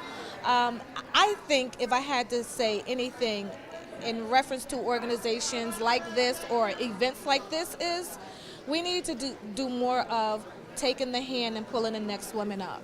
Sheila Oliver said today that those that break through the glass ceilings, they have to be mindful of the women who are sweeping up the glass behind them. And if we pay more attention to helping us all create wealth and prosperity, and taking the next woman by the hand and bringing her along with you, and not just bringing her along with you, but teaching her some of the tools of the trade so that they don't have to make the same mistakes that you made in the past. The journey is long. Absolutely. That's what events like this should really, really be about. We should be busy networking with every woman that was at this event today so that we can make a difference in our communities.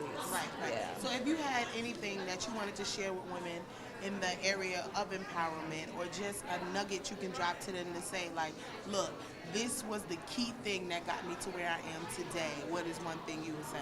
So one of the key things that I would tell everyone, especially the women that came to this event today, is I had several conversations with women today, and what struck in my mind over and over again was the philosophy behind the fact that we all have a story to tell, that we can educate each other from the point of whatever our demises or turmoils in life has been, and to see us where we stand today, which means we've gotten through the other side of the mess, so to speak.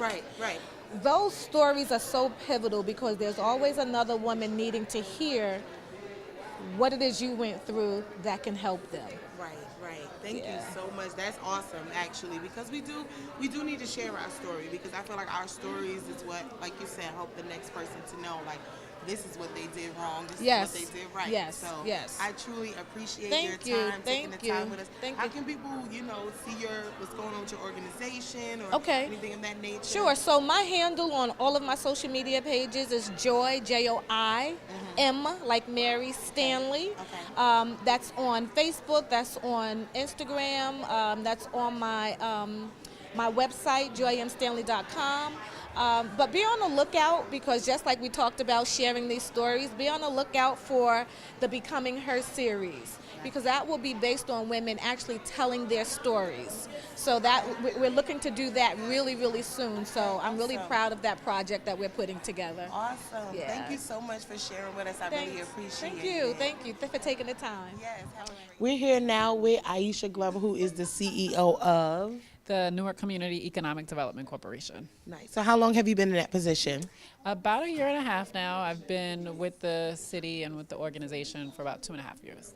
And how did you come about, being a part of that and wanting to be a part of that and being passionate in that area? I love economic development, really wanting to find something where I can support entrepreneurs and really help shape the city. Everybody knows that the city is booming right now. There's a lot of attention on Newark. I'm a native New Yorker. I'm a Brooklyn girl. I'm now a transplant. But knowing that I could have an opportunity to play a role in shaping what our city looks like was a golden opportunity. And then combining that with working under the mayor, it's just a no-brainer. And just a really exciting time to be here. So I love my job. I love the work that I do. And really thinking about how we impact the businesses and entrepreneurs is, it's fun. Like Drake said, what a time to be alive. What a time to be. So how important are events of this nature for women, young, old, in between, that are trying to grow in whatever area that is that they are trying to grow in? I always tell people, just tap into your network. There are so many resources around us that go underutilized. So I love events like this. I love connecting with other women, power brokers, no matter what they do, whatever space they're in, their area of expertise. I just love connecting and vibing with other women and figuring out opportunities for us to partner and build together. So yeah, these events are always really powerful. And then when you do have some of the major power brokers coming out, the lieutenant governor or the first lady, like really sharing their gems and their knowledge, it just fuels the conversation. So powerful. So as far as like speaking to women out there, what is one thing you would leave with them if they're like, I want to be successful, but I'm a woman. I don't want to feel like I need to play like a man. I want to still play like a woman, but I want to get up there with the guys. With you being the CEO, what can you leave with them to let them know, like, you can still be a woman and still be just as powerful? Yeah, I used to be in sustainability, then I was in manufacturing, now I'm in economic development. I feel like I just gravitate towards sectors where women are underrepresented, and I don't know if that's purposeful or not, but because I just like to prove people wrong. But you can do it. There are other women, there are other black and brown faces in economic development. I think it's important for us to penetrate these spaces. So no matter what your area of expertise is or whatever you're interested in, just own it. Like, we're always doubting ourselves. Maybe it's not time yet. Maybe I'm not ready. I have all this other stuff going on. I wanted to get this done first or that done. Just own it. Like, there's no time like the present. Make sure you're prepared for that present. Create the present, but just run with it. Oftentimes we're doubting ourselves and we shouldn't be. So that would be my advice to all the women today. Thank you so much. We really enjoyed you during the session. You saw the session, the little nuggets, so you know what else she has to offer us. But I appreciate you for taking the time to talk to us. Thank you. Necessarily encouraged by the establishment. So I had to go out there and raise money really quickly, which is difficult because women always help other people. So you go out there and ask for yourself. I found it very difficult. And we raised money and we ran a campaign in the conventions, and we won. And I became the candidate. And then I ran for office and in a general election, and I won. And that was the beginning of my being an elected official. Totally unexpected.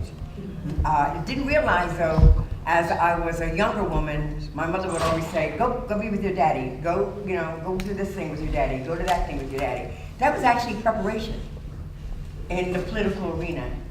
So not knowing, I was being prepared for a role and a purpose in my life that I had not tapped into and had no desire at that time. And the skills of getting out there with your dad, and just being in the arena, just observing. My father was someone that everyone respected. He was a man of his word, and he always taught us, it is your word is your bond, and just go out there and know why you're there. And so I've always embraced standing up, I believe, for those whose voices would not be heard otherwise. Because that's what I heard around the dining room table at dinner time. And that's what my parents told us our responsibility would always be to others, towards others who needed that sort of advocacy. And so that was my first foray into an elected office. And then governor, I think you had a very nearly successful Senate race before you ran for governor, is that right? Was that your first? Before I ran for governor, that was not my first elected office. Oh, okay. And actually, a lot of it was not dissimilar for what the Congresswoman went through, in that I'm the youngest of four, and so by 8 years. So I was at the dining room table, the others were all away at college and doing whatever they were doing. And I was brought up on what was going on, a conversation about what was going on in the community, in the state, in the nation, in the world. And then I did a lot of campaigning with my family and went to conventions and did all sorts of things, which made me really decide I loved policy. I didn't know about political office in the sense of running for office, because neither of my parents ever ran for office. They were very involved politically.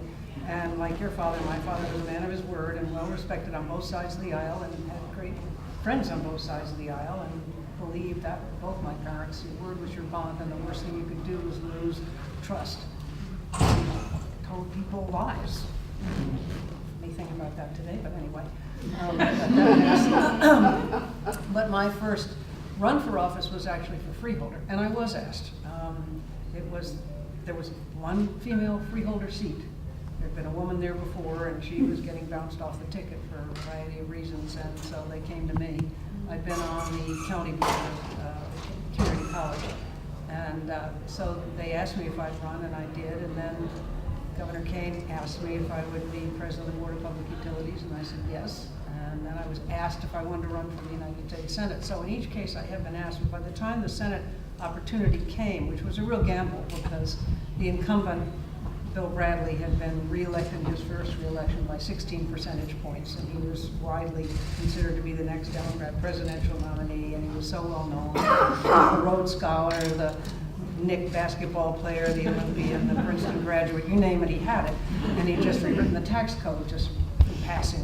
And so, but at that point I had decided that the best job in the world would be governor of New Jersey. And I wanted to be governor of New Jersey. I didn't like what was going on, and I thought I had some ideas. And so I said, okay, I'll take my chance. And I came close enough in that election. He had 12 million, I had less than 1 million. And what happened to him was what happened to, unfortunately, so many, which is you will start believing your own press. And you hear so many people around you reinforcing, you're going to be the next president, you're going to be the next president, and this is somebody nobody's ever heard of, don't worry about it, that he just never engaged me. And it was a time when Jim Florio had raised taxes on everything, and I asked him every time, what do you think about the taxes? Well, of course, the Senate has absolutely nothing to do with New Jersey taxes. All he had to do was get up, and I kept waiting every morning for this to happen. I hate taxes as much as the next person, but I've got to respect the governor and what he has to do with the budget. He never, ever did it. And people were furious at that point. And they were really mad at what was going on in the state. We were losing jobs. It was just not a good situation. And his very last ad, and I'm convinced he had shot it before he even knew whether he had an opponent. He's sitting behind his desk in his office in the Senate, and he's talking about some esoteric something that they were doing in the Senate. And at the very end, he kicks back and puts his feet up on the desk, and he has his basketball sneakers on. And I think to a lot of people in New Jersey, that was just kind of flipping them the bird. I'm on the next thing, and I really don't care. So anyway, the result was a lot closer, and that set me up for the ability to run for governor. But I will say that I still will bet that any male that had come as close to Bill Bradley as I did in the election, with, by the way, no help from the establishment. And the senatorial campaign committee had promised me $300,000 at the end, and then we had predicated our whole media buy, everything on that. And then they said 10 days before, oops, sorry, we think there are other candidates who can do better, and you're not going to get any money. And so I still think that if I had been a man in that situation and still done as well as I did, I would not have had a three-way primary. It just wouldn't happen. But I did, and So funding can be a big challenge in campaigns, and I want to ask, what were some of the other challenges you experienced campaigning? When you were running for governor, what did you hear? Did you find sexism in the media? Were there comments that really surprised you? I think there were some funny ones that you've talked about. They would comment on, I couldn't possibly emote with the average New Jerseyan with every hair in place in my tweed suit, so, mascara. And actually, it was one of my aides who kept spinning on his hand and going like this and saying, no, he said, you gotta learn to use hairspray. You've got to use hairspray, which eventually I did, but I didn't wear pearls again. Or I didn't wear a tweed suit, and they said Tom Kane and pearls. Okay, well, wear pearls. That's the big thing. I mean, the thing that really was the most kind of annoying but funny was after the primary, in August after the primary, and nobody cares in August about the election. You've been through a primary by August, they don't care. And every year I'd made very certain, my husband and John and I had always taken the kids and gone away for a week. And to do something that we'd never done before, hire a van and drive around national parks, learn how to go hiking, learn how to do mountain biking trips, do something like that. And so I took a week in August to do that. And there were several editorials about how I didn't have the fire in my belly to be governor of New Jersey if I go away for a week. And I finally said to one of them, look, I may have a whole lot of different titles in my life. I don't know what they'll be, but I'm never going to lose the title of mother and spouse, and I'm sorry, that's the most important thing. So, there were all the usual things, but you have to, at least I decided, I'm not going to change my sex, so that's that. It's their problem, not mine, and know where they're shooting at you from, know why they're attacking. If you don't have to feed the beast, don't feed the beast. But beyond that, just get on with what it is. Not feeding beast would be a good lesson right now. Yes, it was hard not to. That was insatiable. Unfair coverage, frustrating coverage, or questions? Oh, absolutely. I mean, in addition to being a female, I'm obviously a black woman, so I was the intersection of race and sex was always there. So there were, mostly I had expectations that I had exceeded on folks, oh my gosh, you speak so well. Oh, you just really have such knowledge of these issues, okay, well, what is it that you were thinking? I had reluctant support. Where else were you going to go especially after I won the primary the first time? Even in my congressional race, which was a whole nother thing that I never expected to do, I woke up one morning, looked on Facebook and it said, run, Bonnie, run. And I'm like, run what? What are they talking about? And my phone started ringing, all my friends started calling saying, Rush Holt has decided he's not going to run anymore, and you can win this. You got to run here. We don't have a woman. We don't have an African American woman. You can win in this district and da da da da. And I'm like, I am 68 years old. I'm not going anywhere. I'm fine. Like, oh yes, you have a responsibility to do this, and I did. And I realized that I did have a responsibility to do it, and so I did it. And I ran in a very tough primary. I wasn't expected to win. I wasn't the favored in the primary. But we had a successful on-the-ground campaign. Everywhere you went, except for perhaps right in Mercer County, where I was really known quite well, and that was my home county, everybody expected it to be somebody else. So I dealt with that. So I had interesting experiences. I don't know if I'm reacted to because I'm African American or because I'm a woman. But I know that I have experiences that white male counterparts don't have. I can watch it even now, But I think that that's okay. I mean, I think it's changing. I think because women are getting so much more involved. We're so energized. We've got Emerge, and we've got the Center for American Women in Politics, and all these other kind of groups that are saying, You know, you can run, you can be this, you can do anything you want to do, and these are the strategies you need to employ in order to win. So I think we're getting better about that. The most difficult thing for me was not confronting those things. The most difficult thing for me was to ask somebody to give me money. That is just an awful job. I hate it now. They call it call time. I call it That's what I call it, you know. And I give my staff a to that every time I have to do it. But to ask on my behalf is something that I still am not comfortable with. I don't like it. I don't like the money that's involved in having to get into elective office. I mean, when you think about it, you can spend $1 million to get into an office that pays $45,000 a year. That doesn't make any sense to me, you know? But I am where I need to be right now. I am glad that I am there. I am, and I'm secure enough in who I am and why I'm there, that I'm going to have my say. It's going to be grounded in what I know, not what I think. And then if they're going to kick me out, they're going to kick me out, but I'm going to go out there with my head up high.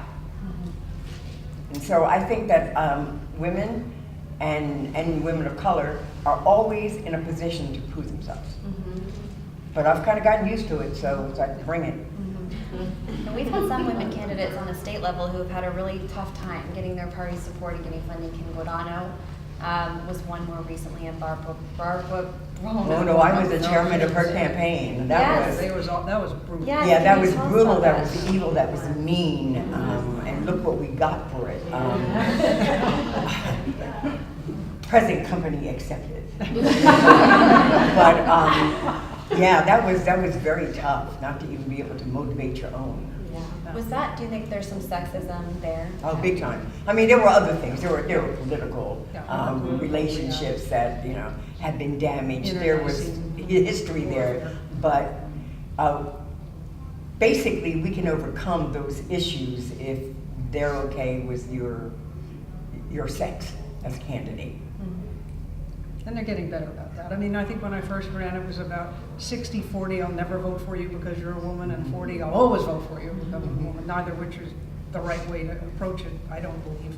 I just tell people, if you're equally comfortable with where two candidates are and one's a woman, it's okay to let the fact that she's a woman or a minority be your deciding vote, because we need more variety at the decision-making table. Because there's no one group that has all the answers, and our problems today are so deep and so complex that there's no one group of people that has all the answers. So we need people with different life experiences, different ways of approaching problems.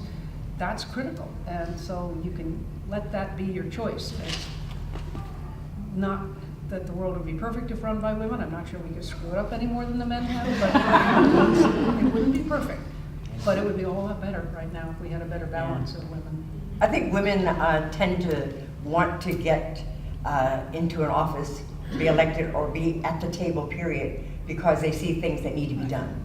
And they just want to contribute to that. And they want to give that focus from the perspective of being a woman, being a mother, being a member of a community at a different level than men are. I don't think we're motivated just because we want that title or we want that power. And even though there are more women involved now and more women that are stepping up to become involved, I still think fundamentally that's why, because they want to make something better.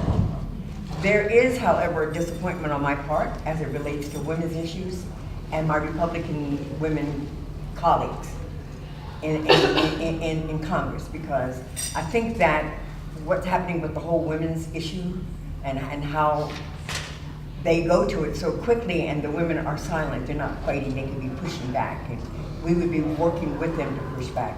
And to me, that's a very critical issue that is on the table. Our right to make decisions, our access to health care, our access to just sort of the independence of thought about where we're gonna be, what we're gonna do with our bodies. That's a very serious issue.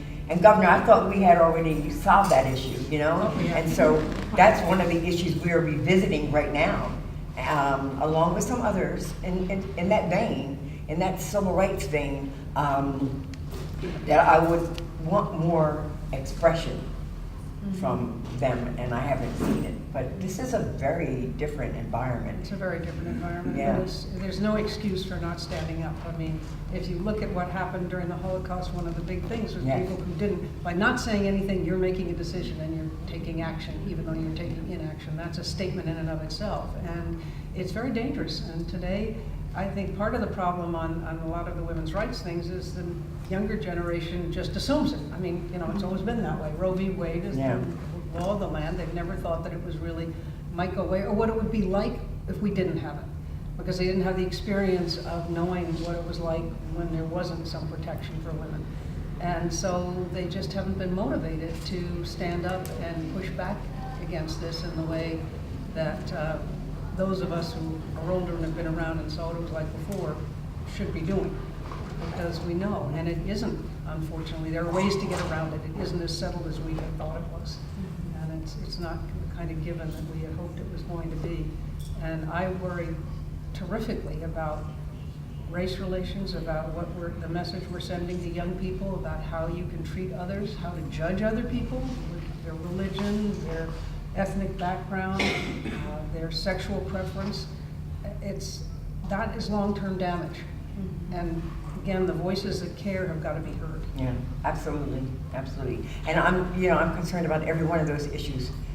They're very important in terms of what we say about who we are as the United States of America. We've been this beacon, this refuge, and we're not any of that right now. And as a mother and a grandmother, I have a 5-year-old granddaughter who's going to go to public school for the first time in her life.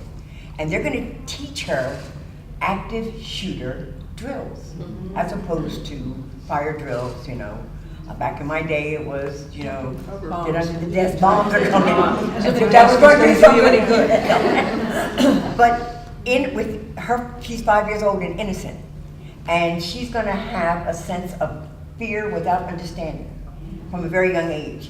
And it concerns me, what does that do to this generation that's growing up? Even to the young people now who are experiencing these shootings in the school. And so to me, it's very important to be there even right now in Congress when we can't seem to get ourselves together to deal on the issue of some common sense gun safety legislation. But we're at a very critical juncture right now in this country, from how we treat immigrants, how we separate families, children from their mothers coming here, you know, how we just allow each other to be nasty to one another and to be disrespectful, how we turn a blind eye to things that we know are wrong. And so we need lots more women, I think, who are fundamentally grounded in principle and wanting to make things better and do things and differently, to be engaged, to be actively engaged, and to say, okay, I never, ever, ever wanted to be an elected official, but I'll stand up for my community. From the school board level, to the municipal level, all the way up to the President of the United States. And I'd argue even more on a slightly different, because what we've been watching and seeing is the splitting apart of the parties further and further, being controlled more by the extremes, and growth in the independent or non-aligned voter. And that may make you feel good because you say you don't like either of the parties, they're not where you are. That doesn't do any good in trying to bring the parties back. And the message that I keep taking to people is you've got to pick the party with which you're the most comfortable, not perfect, there's a lot you don't like, but register as a member of a party and vote in a primary to try to start bringing them back to the center, because you've seen on the recent Democrat primaries, the more centrist ones have been losing to the more extreme. And that is, we're already there in Republicans, but the Democrats are getting there, and that's not a good place for us to be. And you have the Problem Solvers Caucus in the House, and that in Senate, and that's, but that's a dwindling group mostly because many of them may be defeated in this election cycle. So it's really important for people that, grubby as it may be, people I don't want to vote in primaries, and we're terrible. 10% voter turnout, 14% in a primary, thinking we're doing really well. That means the smallest group of the most passionate, who tend to be the most extreme, are the ones who are choosing the candidates for the fall, and then you end up looking at them and say, I don't like either of them, I'm not going to bother to vote. And that's just wrong. We are seeing record numbers of women running now across the country. And I'm wondering what you each think are the most galvanizing issues. Is it gun control? Is it those health issues? You know, and if we do see more and more women running, Governor, do you think that's could that be kind of a challenge to the future of the Republican Party, or do you think equal numbers of women would still be running? You know, if they're going to be challenged on these health issues. Well, I think that one of the wonderfully ironic things is it's Donald Trump that's really gotten women going. I mean, they all of a sudden woke up and said, "Oh shit." I'm so glad she said that.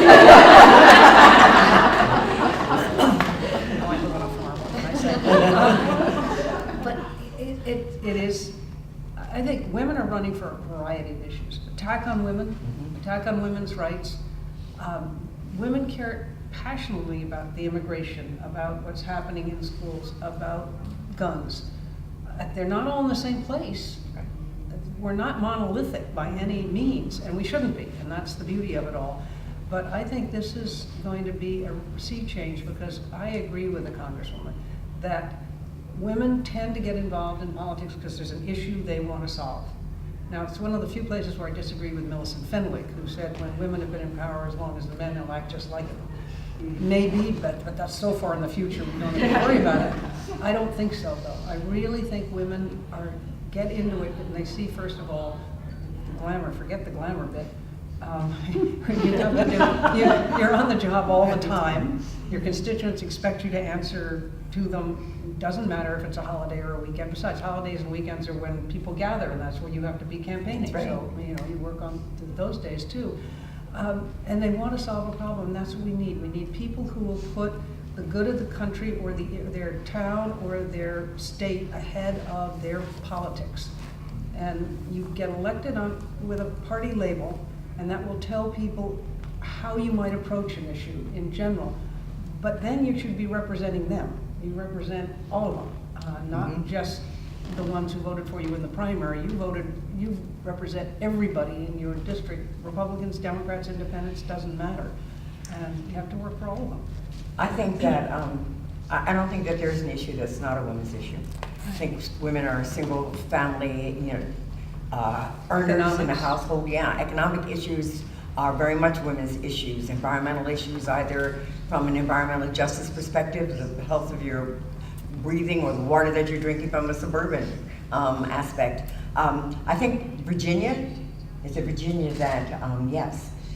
Virginia had a sort of a sea change in the last election. Yes. They had, and the Democrats didn't get the last seat, so it's like 51-49, something like that. A year ago, they tried to bring a health care bill, expansion of Medicaid and part of the ACA up, and it lost. This new legislature, still controlled by Republicans. Republicans stepped across the aisle, Democrats stepped across the aisle in both houses. They just passed the health care bill they couldn't pass a year ago. And it wasn't because Democrats were suddenly in charge. It was because this was an issue that people realize that if you're a Democrat or a Republican, it's important to your constituents. And they dealt with the issue, and it's important to their communities as opposed to their party affiliation. And to me, that's huge, and that's the beginning, I think, I hope, of what we could see some more of. Because we do need to be working together. We do work together a lot. The majority of legislation that comes through Congress passes through on suspension or something, but the real, funky issues, real serious issues are the ones that, we need to be working together better on. Well, the interesting thing too, if you look at on the big pieces of legislation, whether they get through or not, almost all of them have primary or certainly secondary sponsors are women. I mean, women are part of all of that. They're the ones who are reaching across the aisle a lot more than their male counterparts. There's a bipartisan women's caucus that talks about issues. Doesn't necessarily translate into voting, but at least it's conversation. And one of the ways you get a legislation brought to the floor that the speaker doesn't particularly have an interest in is by having a discharge petition at the desk. And if you get X number of members to sign that, it brings a bill to the floor. And most recently, there was a bipartisan bill but Republicans started the petition, got like their 25 or 30 people on board, and then all of us came on board, and we're trying to get a piece of legislation brought before the floor to vote on as the consensus of the caucus. Actually, more than one piece, but just let it be voted on, up or down, let it be voted on. Well, I want to see also if anyone here has any questions. We have a little bit more time. Oh, I'd love to. I want to get one more in, and then I'm going to come to you next. Because my very last one, I just wanted to say, do you think it's with more women running, are we getting to a better climate now? We saw the Me Too movement, and a lot of people talk about sexual harassment that you both have possibly experienced in your careers at some point. So do you think we're heading in a good direction? Well, I'm going to harken back to something that the governor said. I don't think we could do worse. So yeah, I think that it is going to be a net positive that we have more women engaged. No, I would agree. I mean, it's not going to be perfect, but it's going to be better. As I say, can't be worse. Yeah, can't be worse now. Yeah, get in the word out. So I just wanted to say both of you look fabulous. And I'm into health and wellness, and I just wanted to know, being in office with the pressure, being a mom, wearing all these different hats, how do you self-care? And can you talk about how critical that is to women, being the caregivers, being, doing it all, trying to do it all? How important that is to really find that balance, and where did you find that? What is your your daily regimen that you do to look so well? Well, I tended, when I came home, I was home. And that was that. And unless it was an emergency, leave me alone because it's family time. The kids always had my phone number, and they knew I'd always answer it. And no matter, unless you're meeting with the president, I'd answer it. And they never abused that, but they knew it was there. They knew if they needed to get hold of me, I was there for them. And then we still did, throughout my career, we've all taken that week and gone off together and done things until they got married and had their own families, and then we tried to do our own thing together like that. But it was just important when I got home at the end of a day to turn off for a while, and then of course after they'd gone to bed, if there was something that I had to get on, you get back on it. But to just say, okay, you're important, and then try to get to as many of their events as I could. I mean, fortunately my husband, God bless him, did it, most of it, but I tried to get it to at least one athletic event a year. I don't think I ever saw them win anything, but it was always the worst games. Try to at least get to one a year, and for the big events. My family's always been very close. I was raised family first. My brothers and I live within miles of one another. We see each other all the time. My children, my biological son and my stepchildren have access to me all of the time. I demand to see my granddaughter. Sometimes I'm coming up the highway. I'm on the way home. When do I get to see Cameron? So my family is very important to me. I don't exercise, unfortunately, but I'm watching what I eat better. And I'll tell you the other thing I do. Every morning, I read from a book that is both a lesson supported by scripture. And not only do I read it, I have like about 15 people on my little text chain, and I send it to them every day. And so I try to start my day, I'm very much into my faith. I try to start my day focused on God's blessings upon me. And then I get really excited when the people that I text say to me, oh, this one was just for me today, or this one is very important, because it's just reinforcement that I'm doing something that I want. I center on God a lot. I don't go to speak, I don't open my mouth before I ask him, Lord, let you come through me, not let money, money can be dangerous sometimes. And I try to focus on the why I'm in this space, with my purpose, that kind of thing. I'm also older, and I'm just not gonna let mess with me. People are always asking me, God, how do you do it down there? And I go, I'm perfectly fine. That doesn't mean I don't get upset. I really sometimes take it personally when they're going a certain direction, but I recognize why I'm there. And then I try to go home at night, and I'm very fortunate that when I'm in DC, my husband is there because he's given up everything to do that with me. And Governor, I'm fine because I'm not lonely, And I go home and I read my brief for the next day, and then I sit and I talk to him, I look at silly television, and then I go to bed, start my day again. Yeah. In the National Mall in Washington, there are museums to a variety of different segments of the population. There's the great new African American Museum, there's an American Indian Museum, but guess what's missing? Women's Museum. And I'm assuming both of you would be supportive of this, but there's an effort going on. Do you get any sense that this museum will happen? You know, Sherry, I'm not even aware that there's a... Carolyn Maloney?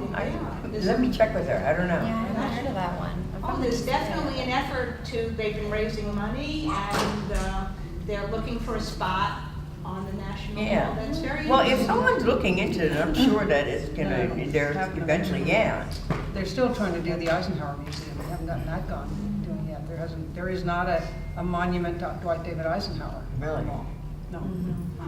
And so I mean, there's one to Trump, it's called the Trump International Hotel. All in gold. So actually, I have two questions. And one is, do you think, this is for you, Governor, room for, I guess, moderate Republicans coming back? And the other question is, what are your concerns, both of you, about the number of white supremacists that are running in the elections? well, you can do it both ways, or reverse it even, because I think that's part of it. I mean, white supremacists, race has always been an issue in this country, and we like to think, oh, we're beyond that. We're not.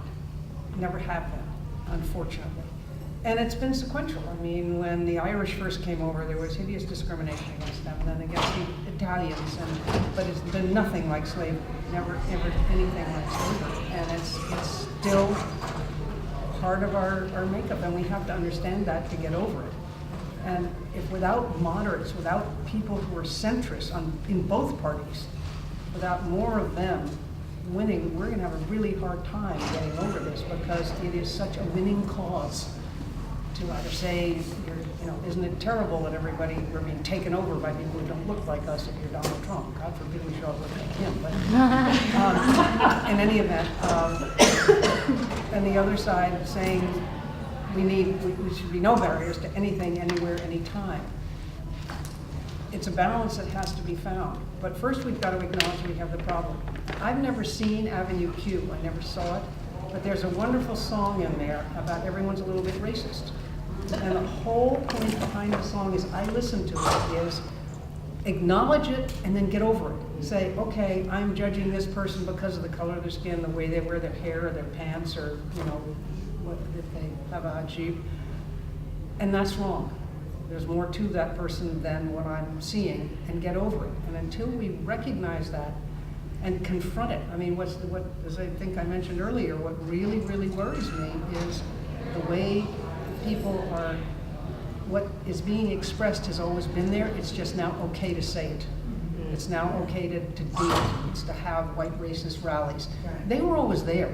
Right. I mean, the internet, the black internet or whatever they call it, is rife with hearing. I don't know how to find any of these things, but it's got thousands, literally, of sites that are racist, sites that are anti-Islamic, sites that are anti-Jewish.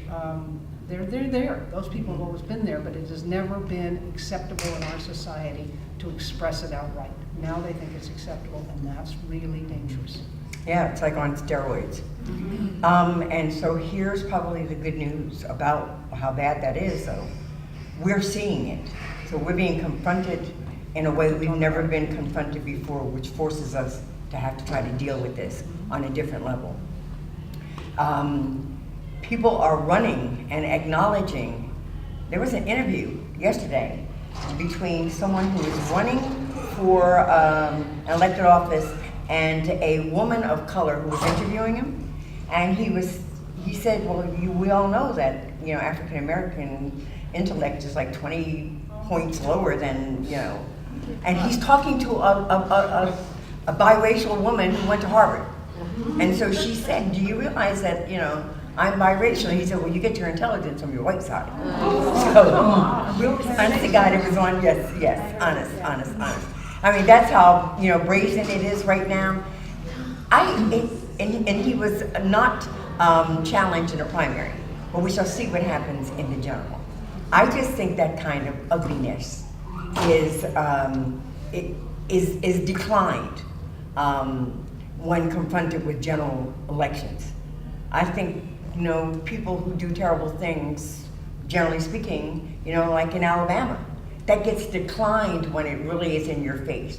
So we're being forced to deal with some very difficult personal issues. And I agree with the governor. Racism has always been around. It may always be around, and may be around in different forms, because this is a browning of America. It's a browning of the world. So, but it's on steroids right now, and it is dangerous on so many levels. Not just citizen to citizen. I mean, you see what's happening with police forcefully dealing with people who aren't doing anything wrong. They just happen to be black. So we have a course correction that is very necessary right now, and those of us who are of goodwill and of good heart need to be standing up, marching, demonstrating, complaining, and advocating for the better country that we can be and should be. My question is that did you had a relationship with God while you was going through your governorship at the time? Well, I've always been a member of my church. It's never been something I've talked about. I've been an elder of the Presbyterian Church.